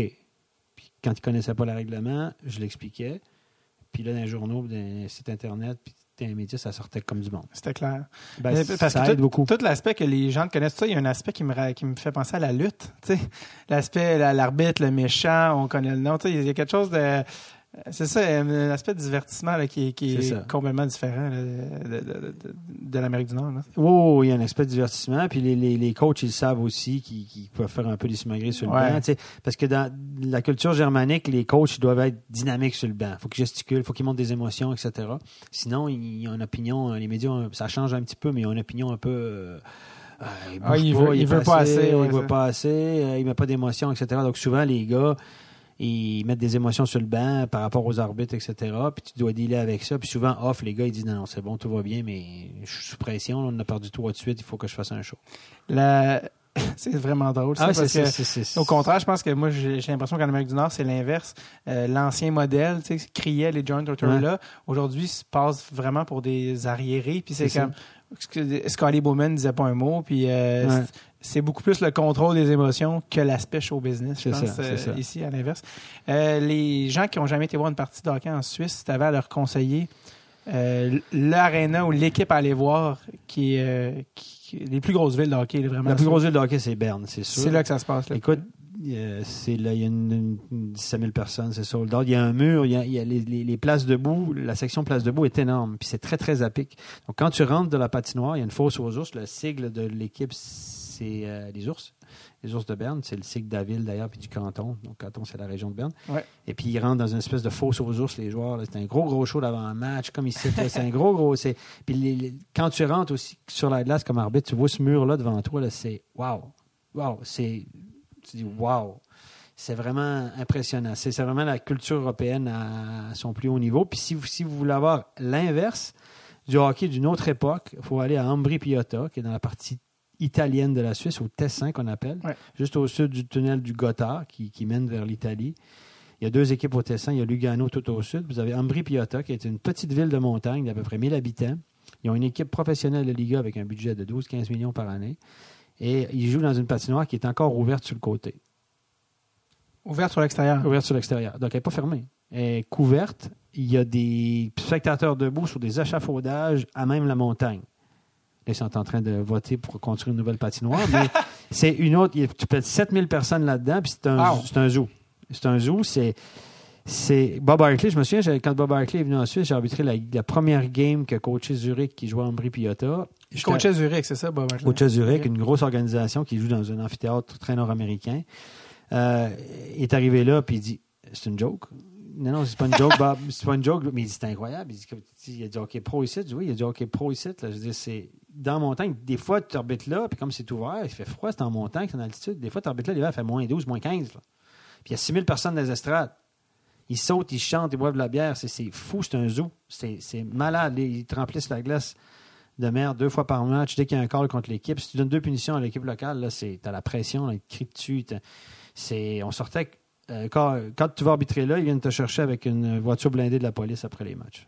À Ambri-Piotta. C'est-tu le seul endroit dans la Ligue où ils font ça? Oui, parce que c'est spécialement fou. Dans d'autres endroits d'un playoff, il faut faire très attention. Ça, c'est la culture du soccer européenne. Là. Les arbitres, c'est des hommes à abattre. Là. Mais moi, j'ai eu d'arbitrer des matchs là, très tendus à Ambri-Piotta où je devais sortir avec le corps de la police. Est-ce que tu as déjà eu des menaces? Oui, un petit peu, mais c'est trop mineur pour en parler. Oui. Ben, physiquement, tu t'es jamais... Non, j'ai jamais eu de problème, mais j'ai déjà eu des sorties houleuses avec la police où j'ai dû attendre 1h30 pour sortir de la patinoire, où il y avait des bagarres à l'extérieur, où il y avait des pompiers avec des lances incendies parce que les deux équipes, c'était les équipes de fans s'étaient pognées. Okay. Les fans dehors. Et puis, à Ambry, justement, c'est une place très, très agressive. C'est la montagne, arbitrer là, c'est spécial. T'sais. Puis c'est ouvert sur un côté. Il y a des échafaudages dans la montagne. La patinoire est ouverte sur un côté dans la montagne. Puis c'est comme dans les rocailles. Il y a des... C'est incroyable. Il faut aller voir ça. C'est Pierre Pageux, coach est là. OK. C'est incroyable. Il y a un gars de Québec, le René Matt, qui va être assistant-entraîneur là, cette année. Ah, OK. Il y a vraiment plusieurs Québécois en Suisse. Ouais. Tu as parlé de Bob Hartley. Il y a beaucoup de joueurs qui vont en Suisse pour relancer leur carrière. Des fois, ils disent je vais aller jouer un an en Suisse, je vais essayer de me refaire un nom ou de dominer, puis essayer de revoir un contrat de Ligue nationale.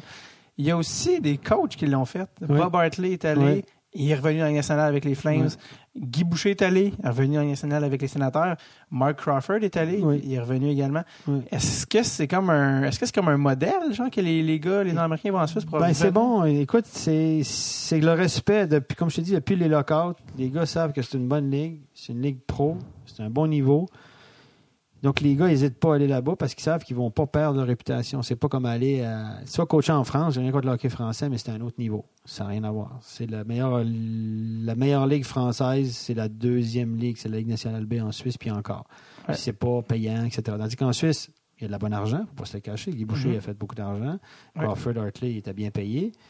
Et puis, c'est une bonne ligue où quand tu tombes dans une bonne organisation, ben tu restes sur la map. Puis les gars en Amérique, ils savent qu'en Suisse, il y a du gros hockey. Donc, les gars, c'est une façon de rester dans le système, effectivement, parce que le hockey suisse est reconnu maintenant. Mais en Europe, c'est une des meilleures ligues. Je me demandais, les arbitres en Suisse, comment êtes-vous évalués? Tu sais, je veux dire, en Ligue nationale, les games sont regardés, tout est monitoré en Suisse. C'est la même chose. Toutes les games sont à TV là-bas. Hein. Toutes les games sont télévisées depuis plusieurs années. Tous les games sont télévisés. Sans exception. Tu as toutes les games, quelqu'un qui a le système, là, le téléréseau, le câble, peut-être qu'il peut aller sur son... Puis il y a une extension sport, il y a toutes les games à TV. Donc, toutes les games sont filmées, décortiquées, t'es suivi, t'as des statistiques, t'as des superviseurs. Il y a des gars qui regardent la game en vidéo, qui découpent des scènes pour toi, qui te les envoient. C'est la même chose qu'ici. On est pisté. Moi, c'est ça qui me commençait à me tanner à la fin de ma carrière. Je suis tanné de me faire dire t'es trop à gauche, t'es trop à droite, des niaiseries comme ça, j'étais plus capable. C'est un des facteurs par mes superviseurs, parce que c'est le nouveau trend, là, c'est que c'est plus, puis la condition physique, c'est plus.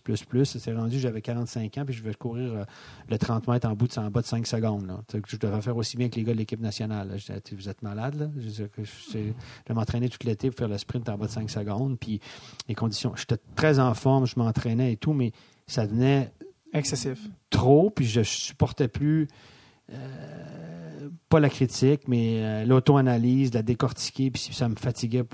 Moi, j'ai arbitré 850 games pro là-bas, 1000 games dans ma carrière avec le niveau international, puis les coupes à gauche, à droite. Puis au bout d'un moment, tu as envie de dire, écoute, on va aller droit au but, on va parler de 2-3 détails. Puis là, tu as des nouveaux qui arrivent dans le système, des jeunes inspecteurs, des jeunes superviseurs, des jeunes qui tout le temps, c'est tout le temps plus. Puis là, au bout d'un moment, moi, je me suis dit, là, ça me tannait au bout d'un moment. C'est comme, là, chez moi, avec les niaiseries. Moi, appel, des détails sur ma game. Là, puis quand j'allais au niveau international dans d'autres pays, parce que j'ai arbitré dans d'autres pays avec un programme d'échange d'arbitre, puis j'allais en République tchèque, puis il y a un gars qui vient là-bas, puis commence à te faire chier sur un détail. Puis écoute, boy, là, c'est bon, j'ai mon style à moi, puis Ça me tannait un petit peu. C'est une des raisons pour laquelle j'ai arrêté relativement tôt. J'ai arrêté à 45-46 ans. Tu aurais pu continuer jusqu'à quel âge? Ben oui, j'aurais pu continuer jusqu'à 55 peut-être, ou quelque chose comme ça, comme certains arbitres ici. La Ligue, d'abord, quand j'aurais dit que je voulais arrêter, ils voulaient me signer jusqu'en 2020. Ils m'ont offert un contrat de 6 ans avec plus d'argent. En voulant dire, va-t'en pas. Là. Ben, ils voulaient me garder parce que j'étais quand même un des piliers. Là. Un des gars qui a le plus d'expérience, qui faisait toutes les grosses games, qui se rendait dans les finales chaque année. J'arbitrais chaque année la finale et tout ça. Mais j'étais tanné, j'ai écouté mon cœur. J'ai dit non, je suis tanné. Là, je t'avais de perdre patience avec le système, avec les gens, etc. Je me suis dit avant de. Puis j'avais moins de fun. J'avais beaucoup moins de fun quand je partais. Puis j'avais 5 heures de route pour l'arbitrer. Puis ça me tannait. C'était devenu une job. Là. Et moi, j'avais moins de plaisir à le faire. Puis je me suis dit non, c'est le temps pour moi. Puis quand ils m'ont offert un contrat de 6 ans, c'était en 2014, j'ai pris ma retraite. Ils voulaient me signer jusqu'en 2020 avec plus d'argent. 6 ans, c'est 500-600 games de plus. Là. Quand j'ai vu ça devant moi, je dis non. Est-ce que quand tu regardais à l'autre bout de la page puis tu voyais l'argent, tu te disais ouais, mais il faut quand même que je dise oui parce que là, tu sais, j'ai. Écoute, non, j'ai une liberté financière qui m'a permis de dire non aussi. Puis d'autre côté, on m'a offert une job à Lausanne. Je suis revenu dans le coaching avec Lausanne dans l'organisation où mon fils joue, où on m'offrait quand même un beau contrat, même si c'était moins payant. Mais pour la différence d'argent qui était quand même conséquente, une grosse différence, j'ai dit non, ça ne vaut pas la peine de continuer dans quelque chose qui me plaît plus. Puis je me suis dit, c'est peut-être l'occasion pour moi de me remettre dans le coaching. Et puis, secrètement, je pensais aussi au monde des médias. On va en parler après. Oui, exactement. Parce que mais là, je vais venir aux médias, mais parce qu'on a parlé de la Suisse, puis un peu comme Joe Thornton, quand tu étais arrivé en Suisse, est-ce que tu connaissais ta femme à ce moment-là? Non, quand je suis arrivé en Suisse, je ne connaissais pas ma femme. Je l'ai rencontrée en 99. En Suisse? En Suisse. Donc, elle est européenne. Ma femme, elle est française d'origine, mais elle travaillait en Suisse, comme dans les milieux hospitaliers, en radiologie. Donc, elle a les 2 nationalités? Elle a les 2 nationalités, oui. Et toi, maintenant, tu es devenu suisse? Moi, j'ai obtenu le passeport suisse. J'avais un permis de travail là-bas. Là. Puis j'ai obtenu un permis de résident permanent qui appelle le permis C là-bas. Et puis, 3 ans après m'être marié, j'ai pu demander la nationalité. Donc, j'ai obtenu la nationalité suisse, donc le passeport suisse en 2004. Et parce que moi, j'avais entendu dire que c'est quand même difficile de devenir citoyen suisse. Oui, c'est compliqué. Ça prend plusieurs années. Là. Même avec le mariage, tu ne l'obtiens pas tout de suite. Non, ça prend 5 ans. Il faut que tu sois marié 5 ans. Tu résides 5 ans en Suisse avant de demander la nationalité. Fait que si ton mariage ne dure pas...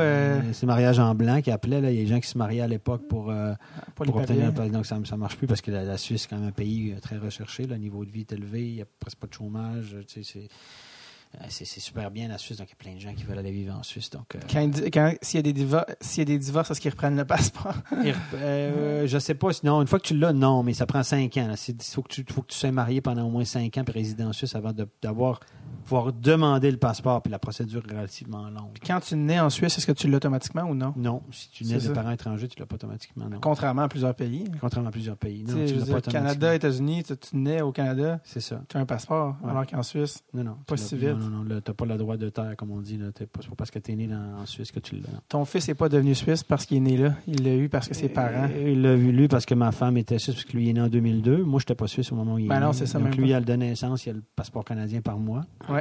J'ai dû faire les démarches là-bas. Et puis, il est français et suisse par ma femme. Donc, il y a 3 nationalités. Il faut savoir que c'est intéressant d'avoir le passeport français parce que la France est dans la communauté économique européenne. La Suisse ne l'est pas. Ouais. Donc, lui, il peut travailler en Suisse et partout en Europe. Il ne sera jamais considéré comme étranger et au Canada. Je te dirais que c'est le top. Ça ouvre des portes. Peut-être qu'il s'en servira jamais, mais ça ouvre, disons que pour lui... c'est des beaux papiers à avoir dans ta poche en arrière. Exactement. Lui, est-ce qu'il se sent suisse, canadien, français? Je ne sens pas français du tout, parce qu'on ne vit pas en France. Ça, c'est réglé. Ça, c'est réglé. Il ne se sent pas du tout français. Il se sent... Suisse est comme moi. Il est comme moi. Moi, maintenant, je suis les deux. J'arrive ici, je me sens chez moi. En Suisse, je me sens chez moi. Je passe d'un pays à l'autre sans... Lui, il a l'accent... Lui, quand il est là-bas, à la maison, moi, on parle québécois beaucoup les deux. Même ma femme a pogné l'accent québécois. Presque plus que vrai moi, c'est virus. drôle. Ouais. Et puis, quand on est là-bas, on se parle beaucoup en québécois à la maison. Et puis, à l'extérieur, on prend un peu notre accent. On fait plus attention. On jongle assez facilement. Lui, quand il tombe avec ses chums là-bas, tu peux pas dire que c'est un Québécois. Non, c'est ça. Puis quand il revient ici, tu peux pas dire que c'est un Européen puis c'est un Suisse parce qu'il n'y a pas un accent québécois dessus. Est-ce qu'il y a des choses tu sais, c'est drôle, tu sais, de voir ton fils naître dans un autre pays, tu sais, que le tien. Puis, tu sais, toi, t'es Québécois. Est-ce qu'il y a des affaires que tu lui montres, des trucs de culture, que ce soit des films, des trucs où tu dis, moi, ça, je veux que mon gars voit ça. Oui, ça, c'est important. Il y a les boys, enfin, il y a plein d'affaires au Québec où non, ça, c'est j'y montre plein d'affaires. Mais il vient ici, puis il adore ça. Hein. Il se sent québécois aussi. Quand il est ici, il se sent canadien. Pour ça, il est très à l'aise ici, puis il y a des affaires qu'il adore ici, il y a des affaires qu'il aime moins, il y a des affaires qu'il aime plus en Suisse, évidemment. Et on aimerait savoir le meilleur des deux mondes tout le temps, là, mais... C'est comment vivre en Suisse? Tu sais, par rapport à ici, tu sais, genre, oui, c'est un pays européen, occidental, tout ça, mais qu'est-ce que t'aimes de la Suisse que tu dis, je suis content d'habiter là? Tu sais? Bon, c'est un pays structuré. C'est un pays où le niveau de vie et les salaires sont excellents. On a une vie aussi superbe. Ouais. Moi, on gagne aussi très, très bien notre vie, il faut le dire. Mais c'est un pays où ordré, structuré, c'est pas des botcheux. Les écoles sont bonnes. Les gens sont respectueux. Les gens sont très, très, très respectueux de la vie privée des autres. Des fois, trop. Des fois, ils sont trop à cheval sur les principes. Mais c'est un pays où il n'y a pas de soucis. Tu peux sortir tard le soir. Il y a peu de violence, peu de criminalité. Il y en a, oui, évidemment, mais il n'y a pas de problèmes sociaux évidents. Tu n'as pas trop de misère. Le niveau, comme je dis, tout va avec le niveau de vie. Là, et puis... c'est un pays où il y a la paix aussi, c'est une démocratie directe. Hein. Non seulement les gens ils votent pour élire les politiciens, mais à chaque fois que les politiciens décident quelque chose, les gens vont voter. Donc, plus, c'est une démocratie très, très directe. Il y a des votations plusieurs fois par année sur un paquet de sujets. Puis la démocratie directe, la population décide de son avenir. Quand les politiciens décident de quelque chose, non, c'est tout croche, on veut pas ça. Votation, c'est défaite, passer à d'autres choses. Donc, c'est pas une carte en blanc comme ici. Là, tu donnes la carte pendant 4 ans, faites ce que vous voulez. Puis tout ce qu'on peut faire, c'est descendre dans les rues puis chialer dans les journaux par radio. On est très fort là-dessus au Québec. Là-bas, non. T'es élite, puis après ça, quand ça fait pas ton affaire, il y a des groupes de pression qui font, puis il y a des votations, puis c'est la population qui décide. Et puis c'est très démocratique, mais très, très, très démocratique. Est-ce que tu es content de voter, toi, depuis que tu as le passeport? Oui, moi je vote en Suisse. Oui, il y a des sujets qui ne m'intéressent pas, comme les chiens et les chats. Il y a des affaires, il y a des votations pour des trucs, c'est incroyable, mais il y a des trucs comme le nucléaire, la sortie du nucléaire, des trucs comme ça, les déchets, l'entrée dans la communauté économique européenne, la politique fiscale, la politique par rapport aux étrangers, etc. C'est des sujets qui sont très, très sensibles en Suisse et puis qui sont votés. Et puis moi, quand je trouve que c'est important, je vote, ouais. C'est un portrait assez unique, la Suisse, hein, justement, dû à ces sous-divisions, tu sais, francophones, il y a italien, il y a allemand, qui sont un peu interreliés, mais aussi très différents. Je parlais avec un ami humoriste suisse qui s'appelle Thomas Wiesel. Ouais. Je l'ai vu en spectacle il n'y a pas longtemps. Là. Ah ouais? Il habite à Lausanne. Ben oui. Je l'ai rencontré. Ouais. Bon, salut Thomas, si t'écoutes. Il me disait d'ailleurs qu'il allait voir Lausanne jouer. Il est venu chez moi voir la Coupe cette année parce qu'il y avait Josie puis Strike qui était dans la finale de la Coupe. En tout cas, bref. Et il me disait que, en fait, on parlait de ça récemment, la Suisse a un côté aussi très conservateur. Qui est moins connu. Puis, comme quoi certaines régions sont... fais attention quand on utilise le mot raciste, mais quand même assez... on va dire conservateur là, pour être Ils sont europhobes, ça veut dire qu'ils n'aiment pas les gens qui viennent de l'Europe pour venir piquer dans leur assiette. C'est la Suisse, c'est un petit monde à part. Hein. C'est un îlot de richesse dans l'Europe. Et ça va bien, il y a peu de chômage, il n'y a pas trop de misère. C'est encore un petit peu paradisiaque. Et puis, effectivement, eux autres, ils veulent pas, quand ils voient les problèmes de la France qui ont les problèmes d'autres pays de l'Est qui sont rentrés comme la Pologne, etc., ils veulent vraiment s'isoler de ça, puis contrôler l'immigration, puis faire bien attention à ce que le niveau de vie ne baisse pas, etc. Donc, ils veulent contrôler beaucoup, beaucoup de choses. Il y a des régions qui sont beaucoup plus ouvertes sur le monde, comme la Suisse romande, Genève, Lausanne. La partie francophone est très ouverte, notamment sur la France, évidemment. Notamment sur l'Europe. On est assez ouvert sur la politique. Les Suisses allemands, la partie centrale de la Suisse qui est collée sur l'Allemagne et l'Autriche, est beaucoup plus conservatrice. Puis dans cette Suisse allemande-là, il y a la campagne suisse allemande, la montagne, les gens qui sont isolés un petit peu, qui sont très... ils appellent ça les Neinsager en Suisse, c'est les gens qui votent toujours non. tout ce qui est changement, tout ce qui est... Ils votent non, puis ils veulent le statu quo tout le temps, etc. C'est des gens hyper conservateurs. Ils sont beaucoup dans... Tu sais, les Suisses, ça se fait. C'est blanc puis c'est noir. Il n'y a pas de zone grise. Vraiment. J'aime pas, ça se fait pas, ça se dit pas. Ils sont très... Et puis, il y a cette frange de gens qui votent tout le temps puis qui fait changer souvent des votations. Puis il y a aussi les Suisses italiens, la partie italienne de la Suisse qui est collée juste au-dessus de Milan, au sud des montagnes, qui est une enclave italienne en Suisse, si on veut, qui est aussi assez ouverte sur le monde, mais qui est aussi beaucoup branchée sur la réalité italienne. Donc, on est un petit pays avec 3 régions linguistiques distinctes, avec une culture complètement différente. Toi, est-ce que tu te sens... Est-ce que quand tu es comme Québécois là-bas, tu te dis, en arrivant de base, tu te dis, OK, je suis un peu plus à gauche quand même, ou pas nécessairement, ou est-ce que il y a quelque chose qui t'a frappé et tu te dis, oh, OK. Ouais. Dans la politique gauche-droite, tu veux dire? Oui, exact. Ben, moi, ou toi, tu étais plus à droite, tu sais. Ben, moi, je suis assez à droite. J'ai étudié au HEC, donc, comme on m'a déjà dit. Un gars de Québec qui a étudié au HEC. C'est ça. J'ai été formaté, je suis formaté à la main. On m'a déjà dit en Suisse, il y a des gens de gauche, des profs de gauche qui me disaient, t'es formaté, tu te rends même plus compte, t'es formaté à la mentalité nord-américaine de l'économie capitaliste, etc. On m'a déjà dit, t'étais brainstormé, puis t'étais brainwashé, ouais, ça me fait rire, c'est des discussions houleuses des fois qu'on a, mais je suis assez à droite, sauf que je pense que, pas autant que les Américains, parce que je pense qu'il ne faut pas laisser les gens crever dans la rue, puis les gens pauvres, etc. Donc, je trouve que la Suisse a un juste milieu. Ici, je trouve qu'on est dans l'extrême social. Le gouvernement a remplacé Dieu.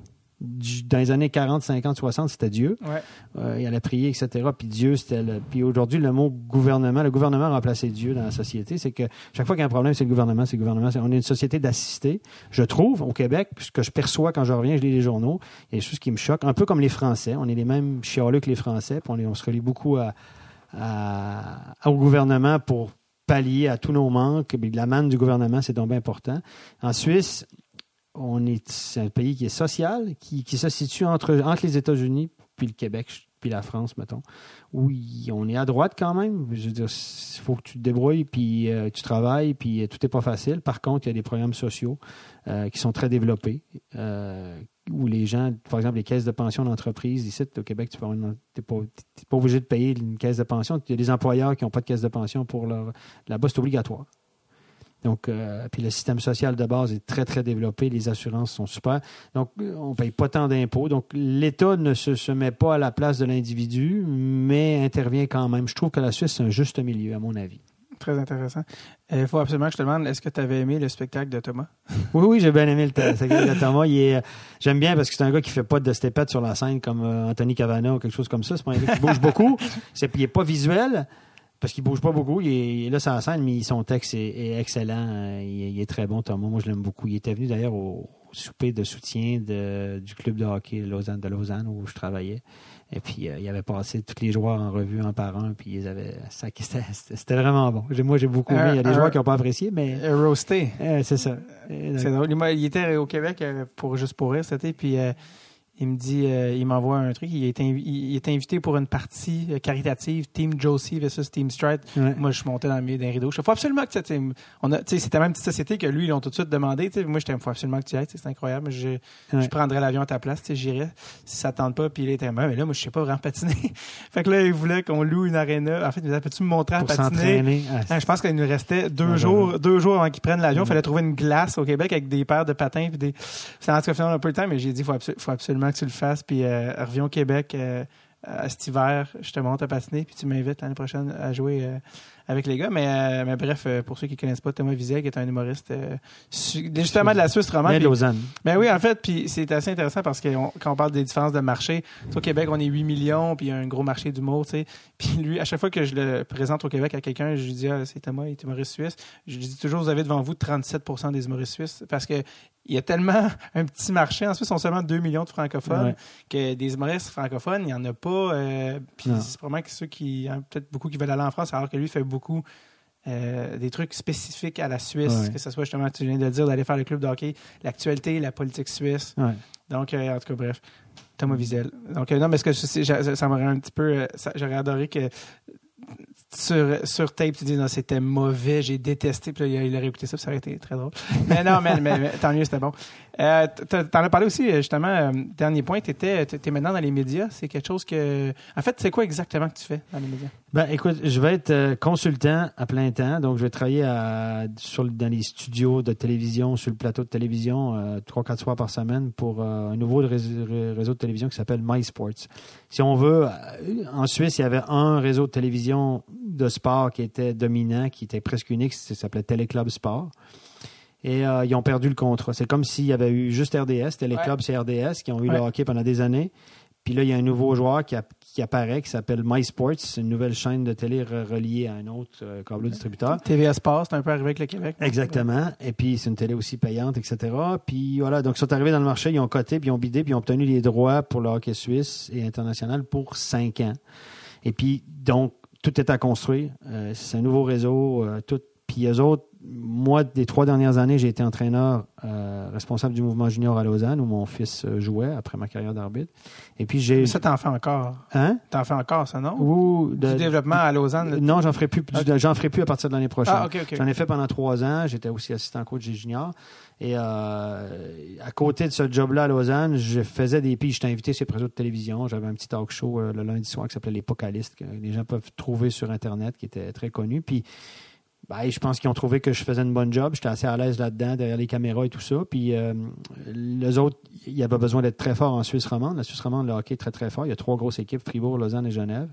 Puis c'est très populaire, le hockey. C'est sûrement la région en Suisse où c'est le plus populaire. Donc, il y avait besoin d'être très bon en français sur les plateaux de télévision, le suivi, tout ça. Puis ils m'ont fait une offre pour travailler à plein temps pour eux autres.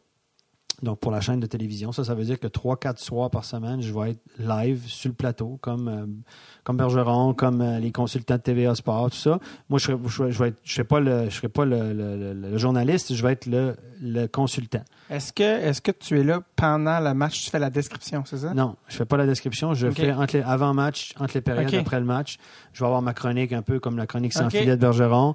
Et puis après, on fait un petit talk show avec des invités. Donc, parce que j'avais vu sur YouTube un année où tu avais vraiment un casque d'écoute, puis pendant la partie, tu décrivais le match. J'ai fait ça à Téléclub. Ça veut dire qu'à Téléclub, où j'étais consultant de temps en temps, parce que ma job de Lausanne ne le permettait pas, j'y allais de temps en temps. À la fin de la saison, au mois de mai, ils m'ont demandé de faire de la description de games d'NHL, parce que Téléclub présentait des games live d'NHL, puis ils m'ont demandé si je voulais pas commenter des matchs, essayez ça. Puis j'ai dit go, j'ai essayé ça. Donc j'ai commenté beaucoup de matchs de NHL pour Téléclub on the side durant les playoffs cette année. Donc c'est sûrement ça que tu as vu. Ouais. Et puis j'ai co-commenté aussi en direct des games de la Liga en Suisse à l'occasion. Est-ce que tu as aimé ça? Parce que c'est comme tout jeune s'amuse quand il est jeune en jouant à NHL. J'ai bien aimé ça. Il reprend à jouer au commentateur. Est-ce que c'est quelque chose que tu as aimé? J'ai bien aimé ça. Ce que j'avais de la misère à faire, c'est mettre des émotions. Tu sais, c'est comme m'exciter, le gars, 2 contre 1. J'avais beaucoup de misère à mettre des émotions parce que moi, j'ai toujours regardé ça flat comme consultant. Moi, je crie pas bien les matchs. Par ma job, j'ai jamais eu. Il fallait pas que je mette d'émotion. Et puis là, il faut que j'en mette. Donc au début, j'avais de la misère. Puis après, c'était pas pire, je me réécoutais. Je me dis, c'est bon, je commence à l'avoir. Mais ce sera pas ma job à MySports. Ils vont m'utiliser comme consultant. Ça veut dire que je vais être. Ils ont engagé plusieurs journalistes, tout ça. Puis moi, je vais être comme le gars je vais m'asseoir avec les journalistes. Je vais dire là, à soir, tu vas faire ce game-là, toi, tu fais ce game-là. Je vais parler avec eux autres, je vais dire, check ça, j'ai besoin d'un feedback sur ça. Toi, tu vas aller à l'entraînement l'autre matin, j'ai besoin de ça. Tu me donnes les lignes, tu me donnes comment ce gars est utilisé. Tu parles à tel gars. Moi, je vais aller avoir des pratiques le matin. Je vais être le gars informé qui va dire aux journalistes, qui va aiguiller des journalistes qui sont pas forcément des anciens joueurs de hockey, mais des descripteurs. Puis je vais être le consultant, la référence hockey pour eux autres au niveau tactique, au niveau arbitrage. Moi, j'ai plusieurs cordes à mon arc, j'ai arbitré. Ouais. Je connais la ligue par cœur, je connais les gens par cœur, je connais beaucoup. J'ai vu ça d'une autre façon. Et puis, je connais toutes les arénas, je connais tous les dirigeants, les anciens joueurs. Donc, j'ai beaucoup de contacts et ça va me servir beaucoup. Et puis, je pense que je suis assez à l'aise derrière une caméra sur un plateau. En tout cas, s'ils m'ont engagé, je pense que... Ah oui, je t'ai même vu adapter ton vocabulaire au vocabulaire de hockey suisse. Tu sais, eux, ils disent pas la rondelle, ils disent le puck. Ouais, et ironiquement, d'ailleurs, là, parce que... Puis en France, ils disent le palais. Le palais, oui. C'est même pas le même mot dans... Non, c'est ça, c'est ça. Bon, en Suisse, moi, j'essayais de varier. Je disais puck, rondelle, disque.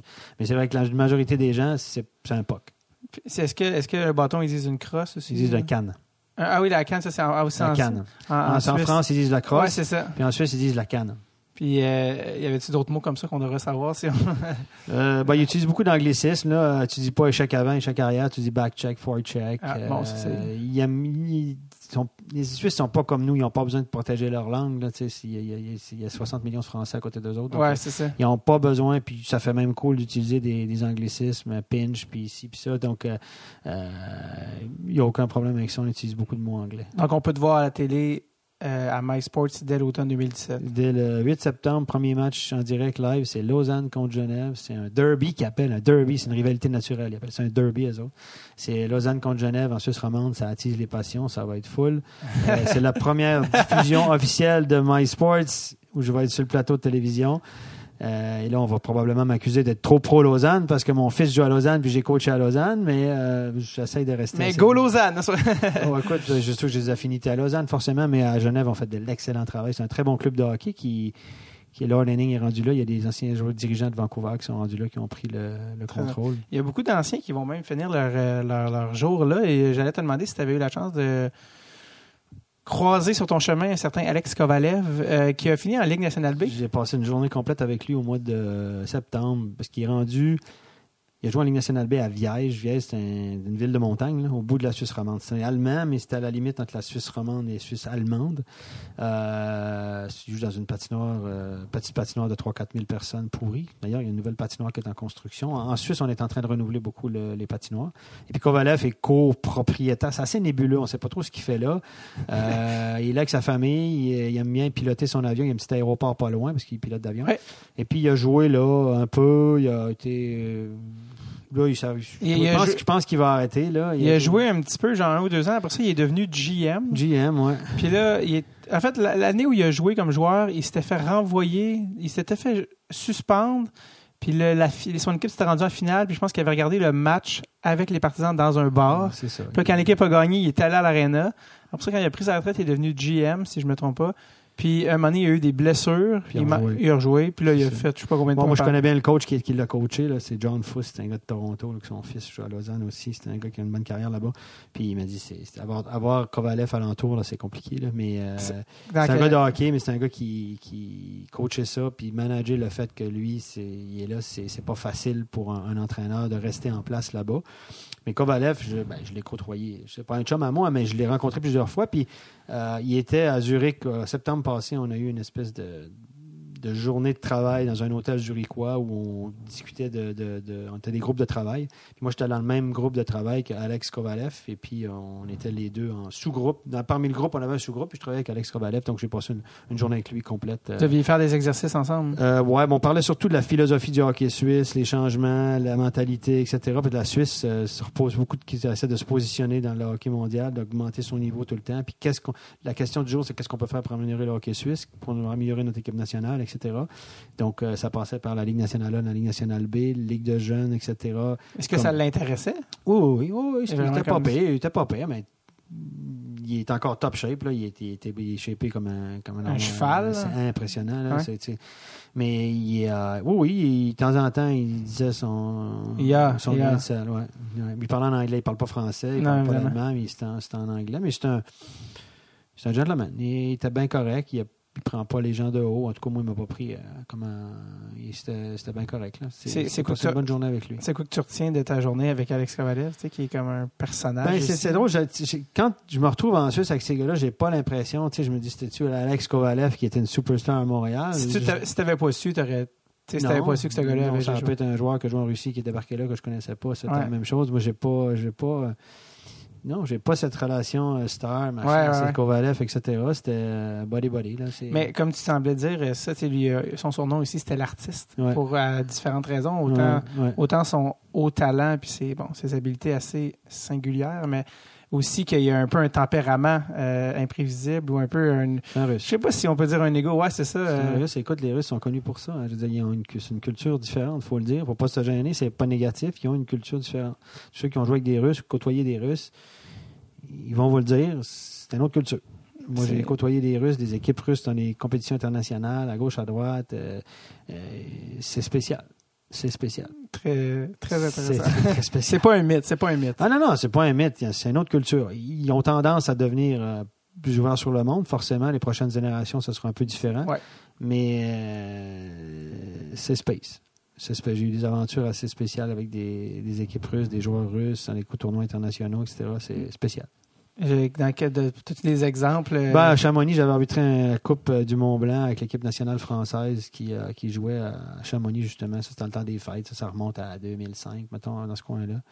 Et puis, j'étais au même hôtel qu'eux autres, etc. Puis, disons que leur comportement social à l'hôtel était juste épouvantable. Tu sais, j'avais les Français qui étaient là, puis qui se donnaient de la peine, puis ils lui servaient des steaks, puis quelques cuissons, puis ça, ils s'en foutaient complètement. Mais ça, c'est à la table, puis ils mangeaient le dessert avant leur repas principal, puis ils finissaient par la soupe, puis tout ce qu'ils voulaient, c'est s'en aller se coucher. Ils arrivaient dans un restaurant, puis ils se comportaient comme... C'était épouvantable. Les Français qui étaient là, tu sais, ils donnent de la peine dans les hôtels à Chamonix, les cuisines françaises, etc. C'était juste un non-respect des normes là-bas, puis ils s'en foutaient, mais complètement. Puis je me souviens, j'avais mis un Russe dehors parce que j'avais donné une punition à un Russe, puis il a fait une feinte de me rentrer dedans. Ben voyons. Je donne ma punition, puis j'annonce ma punition, puis il s'en venait en bas de punition, puis je passe à côté de lui, puis il était pas content. Et puis il a fait une feinte comme pour ma poignée, pour me checker, tu sais. Ouais. Puis c'est juste tassé au dernier moment. Je l'ai mis dehors. J'ai dit, t'es parti, t'es game over, mon homme, c'est dressing room. Et puis il y avait des bodyguards avec eux autres qui étaient là, des gars, vous imaginez comme on voit dans les films, là, tu sais. Des bodyguards russes. Des gros Russes là, qui étaient là avec eux autres, puis avec des liasses de billets américains dans les pieds, dans les mains, puis dans les poches, puis tout le kit. Puis il m'attendait après la game devant le vestiaire, puis il avait essayé de m'intimider. Vraiment intimider, tu sais, genre, t'es qui toi? T'as mis dehors? Tu vas voir que si tu fais un rapport trop méchant puis tu le suspends, tu vas avoir des problèmes avec nous autres. Donc, c'était très insidieux, c'était assez intimidant. Moi, j'ai tenu mon bout, j'ai pas eu peur. T'étais-tu tout seul? J'avais mes juges de ligne qui étaient là, le superviseur, mais tu sais, les gars étaient... Puis là, tu voyais que le reste de la game, il était à côté du banc, puis ils te regardaient méchamment. Imagine, tu sais, c'est le mythe, là, c'était exactement ça, là, tu sais, la mafia russe, là. Je sais pas que c'est des gars de la mafia, mais c'était des gars, c'est comme... Ça ressemble à ça, je te dis. T'es qui, toi, là? T'es ceux qui étaient en France, dans un tournoi international, ils se prenaient pour des superstars, puis... Tu sais, t'es qui, toi? T'es qui? T'es pas un Russe? C'était vraiment... puis c'est vrai que j'ai toujours eu... ça m'a laissé un goût très amer concernant les Russes dans la bouche au niveau du hockey. Par contre, après, dans ma carrière, j'ai arbitré souvent des équipes de KHL au niveau international, en Suisse, dans des matchs hors concours et tout ça. Puis après, Moscou, Saint-Pétersbourg, Magnitogorsk, c'est toutes des grosses équipes. Radulov, quand il était là-bas, je l'ai arbitré. J'ai arbitré Kovalchuk. J'ai arbitré des grosses équipes. J'ai un excellent souvenir après de ces équipes. Je pense que je suis tombé sur une gang à ce tournoi-là qui n'était pas très classe. Absolument. Mais après ça, j'ai rien à dire là, sur les arbitres que les équipes que j'ai arbitrées. Je pense qu'ils sont plus respectueux que les Tchèques, par exemple. Les Tchèques sont tough.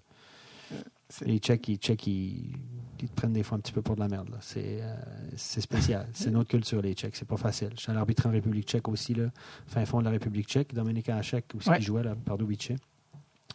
Ouf, c'est pas facile. Ça n'a pas été. C'est des expériences où j'ai beaucoup de voyagé en Europe, c'est des expériences assez spéciales. Quand tu reviens en Suisse, tu te comptes chanceux là, d'être. C'est ça. Je me dis, c'est ça. C'est d'autres cultures, puis moi, je me compte chanceux. Donc, J'avais lu les entraîneurs personnels, il y a beaucoup de Tchèques qui s'entraînent à Montréal l'été. Ils viennent pour un entraîneur spécifique. Puis il y a beaucoup de Tchèques qui viennent s'entraîner. Okay. Puis ils sont mélangés avec des Québécois. Puis il y a des gars très compétitifs comme Chris Letang, Antoine Roussel. Ouais. Des gars. C'est des machines d'entraînement. Ouais. C'est des gars très compétitifs, ce qui fait qu'ils sont aussi bons. Fait que si toi, tu fais 6, ils vont faire 7. Si toi, tu fais 7, ils vont faire 8. Ils se poussent, tu sais. Et l'entraîneur, il utilise souvent ça comme motivation auprès des gars. Hier, Chris Letang, il a benché tant. Tu regardes, c'est pas le joueur benché autant. Check-moi bien aller. Puis avec les Tchèques, on marche pas de même. Hey, Chris Letang, hier, tu devineras jamais combien il a fait. Les Tchèques répondent, good for him. Ouais. Ah oui, c'est vraiment comme c'est pas de même qu'on va vous motiver. C'est ça. Mon fils était avant d'aller à Toronto la semaine passée, il a joué avec l'équipe U17 à Davos. Ils ont joué 3 matchs contre la République tchèque. Ouais. Et puis ils sont gros, ils sont grands, ils sont impressionnants. Je veux dire, puis ils sont d'une arrogance incroyable. Non, sérieux, ils sont arrogants, les parents aussi. Les parents, on parle beaucoup dans ces pays-là de l'alcoolisme. Les gars, c'est joyeux lurons, puis ils fêtent, puis ils boivent. Là. C'était typique, les parents avaient la flasque d'alcool fort dans les gradins, puis ils buvaient ça, ils se passaient à la bouteille. Puis c'est pas un mythe, là. Il y a beaucoup d'alcoolisme dans ces pays-là, il y a beaucoup de problèmes. C'était mardi pour tout le monde, tu sais. Non, c'est ça. C'est spécial, mais les Tchèques, comme moi, quand j'ai arbitré, les Suédois, les Finlandais, c'est impeccable. C'est merveilleux. Les Russes, je me suis un peu réconcilié avec les Russes ces dernières années, mais les Tchèques, j'ai encore un petit peu de misère. C'est comme moi. C'est peut-être mon échantillon à moi. On est tous de cultures différentes, avec un bagage différent. Ils ont vécu des choses. Si tu étais né en République tchèque, tu aurais une vie tellement différente que ça expliquerait peut-être que tu aurais plus soif. Moi, j'étais l'arbitré à Kladno, là, d'où vient Plekanec. Il y a Jagger. Jagger et tout ça. Puis c'est une ville mortuaire. Je veux dire, non, mais c'est... Il y avait une grosse industrie chimique qui a fermé là-bas. Les gens vivent une pauvreté extrême. Ça coûte 4 €. Ça coûtait 4 € pour aller voir les matchs de la Ligue Pro là-bas. Puis il y a des gars qui gagnaient des gros salaires là-dedans. Tu te demandes comment est-ce qu'ils font. Là. Voilà. Puis il y a des Caberlet, toute la famille Caberlet pendue au plafond. Jagger, Plekanec, tout ça. Donc, pendu dans le sens au plafond, là. C'est des icônes là-bas. Puis les gens, il y a une pauvreté extrême alentour de cette région-là. En tout cas, ça m'avait frappé, là. Ouais. L'aréna est pourrie. Et puis, mais c'est des joueurs pros là-dedans. Eux autres, ils sont ils gagnent super bien leur vie. Puis à côté de ça, c'est une pauvreté extrême, quoi. Très fascinant. Écoute, je te jaserai toute la journée, mais tu as un avion à prendre tantôt. Oh oui, exactement. Un avion à prendre. En Suisse, sur le mot de la fin, c'est un peu la nouvelle ère, pas de la nouvelle ère du hockey suisse, je ne veux pas exagérer, mais pour la première fois de l'histoire, un Suisse a été repêché premier au total. Je ne veux pas mettre trop d'emphase là-dessus, dans le sens que être repêché premier, pas que ça veut rien dire, mais l'année passée, il a été repêché 5e, l'année prochaine, il a été repêché. Ça dépend un peu. Il y a une question de timing par rapport à ta batch. Mais c'est quand même un stamp, puis c'est le fun pour le hockey suisse. Est-ce que c'est représentatif un petit peu du hockey suisse, c'est-à-dire on est rendu là, il y a un gars qui est repêché... Il y en a des bons. Il y en a des bons qui s'en viennent. Oui, c'est représentatif du travail qui a été fait, mais évidemment, ces gars-là, ils ont tellement de talent que des fois, c'est pas... Tu peux être le meilleur formateur au monde. C'est le talent aussi qui fait la différence rendu là. Mais il y a des joueurs qui vont s'en venir. Il faut compter avec plus de Suisses maintenant dans le système. Ils ont moins peur de traverser en Amérique. Et puis, Nico Hischier, moi, je me souviens, j'ai coaché contre lui il y a 2 ans. Il y a 2 ans, dans les playoffs à Lausanne, on a joué en demi-finale des juniors contre Berne. Il jouait à Berne. Et puis, en 5 games contre nous autres, il y a 3 points. Puis, on l'a shuté down, on l'a contenu. C'était le meilleur joueur de l'équipe, etc. Puis, il y a 5 matchs, 3 points. Et puis, l'année d'après, il est repêché à NHL first overall. Fait que je me dis, le hockey suisse, c'est quand même bon. Le hockey junior en Suisse, c'est quand même bon. Il est venu jouer aussi à Halifax, dans la Ligue junior majeure du Québec. C'est ça, il est venu jouer à Halifax. Donc, lui, il aurait pu rester en Suisse, jouer pro. À Berne, il n'a pas voulu, il a préféré venir ici junior. C'est un choix dangereux, mais ça a bien ça a marché pour lui. Est-ce que c'est ça que tu souhaites pour ton fils? On verra ça dans 2 ans. Les 2 prochaines années, ça va être en Suisse. Après, on verra ça. La question est de savoir s'il peut jouer pro dans la Ligue pro de Ligue A de Suisse à 17 ans. Je pense qu'il n'y a rien pour battre ça. Ça n'a rien à voir avec le junior majeur. Le junior majeur, c'est de la petite Ligue nationale B en Suisse. OK? À côté de la Ligue nationale, là, on parle... Donc, non, il pourrait jouer en Ligue A. Donc, dans la c'est ça. S'il peut jouer à l'âge de 17 ans, son année de repêchage, c'est 2019-2020, sa dernière année avant le repêchage de la Ligue nationale, s'il peut jouer dans la Ligue A de Suisse comme pro... Comme Austin Matthews l'a fait. Comme Austin Matthews dans la même ligue qu'Austin Matthews, c'est le the best. S'il y a du temps de là, c'est tes responsabilités, c'est the best. Si physiquement il n'est pas prêt, puis on sent qu'il ne peut pas avoir un rôle à jouer dans cette équipe-là parce qu'il n'est pas prêt, ben là, à ce moment-là, les rangs juniors canadiens ou les rangs juniors américains, universitaires, c'est une super bonne option. Maintenant, à voir quelle équipe, quoi, comment, parce que il s'agit de jouer junior, c'est une chose, mais il faut jouer dans une bonne équipe junior au bon moment, bien utilisé par un bon coach. Et c'est pas compliqué. C'est le jugement des gens du milieu sur le hockey junior canadien a beaucoup changé. Puis moi, on m'a dit, écoute, Steph, il y a 5 bonnes organisations au Canada. Non, on parle de hockey junior, là. Hockey junior canadien, on m'a dit, il y a 5 qu'on peut compter sur les doigts de notre main des organisations où ton gars peut se développer vraiment bien. C'est souvent ces mêmes organisations-là, sans les nommer, qui vont chercher les bons joueurs. Parce qu'ils peuvent promettre quelque chose qui a de l'allure aux parents. C'est ça. Donc, bref. Donc, comme tu l'as dit, la route est longue. Ton fils, on parle d'un gars de 15 ans. 15 ans. En 3 ans, leur repêchage. Et je me souviens, quand j'avais 15 ans, ma vie était moins importante que ça. Donc, moi, je vais suivre. Faut qu'il s'amuse. Ben oui, il est trop jeune. Comme dit Bobby Orr, laissez-les jouer. C'est ça. je vais le suivre avec intérêt, puis on va suivre avec intérêt le parcours de ton fils qui s'appelle Théo. Ouais. Théo Rochette. Ouais. Tu peux aller le Hockey DB, EliteProspects.com. Il est déjà sur des listes de repêchage 2020 à gauche à droite. Ça commence tellement tôt. Il est là-dessus depuis l'automne passé. Là, il est dans les listes pour 2020. Mais encore une fois, faut être prudent avec ça. C'est tôt. C'est dans 3 ans. On va aller une étape à la fois. Puis si ton gars revient, mais tu me l'enverras au podcast, je vais lui parler, je vais lui demander. il va dire des choses différentes de toi. Probablement. Je te laisse aller, Stéphane. Merci d'avoir pris le temps. Merci. OK, merci. Ça m'a fait plaisir. Yes, bye-bye.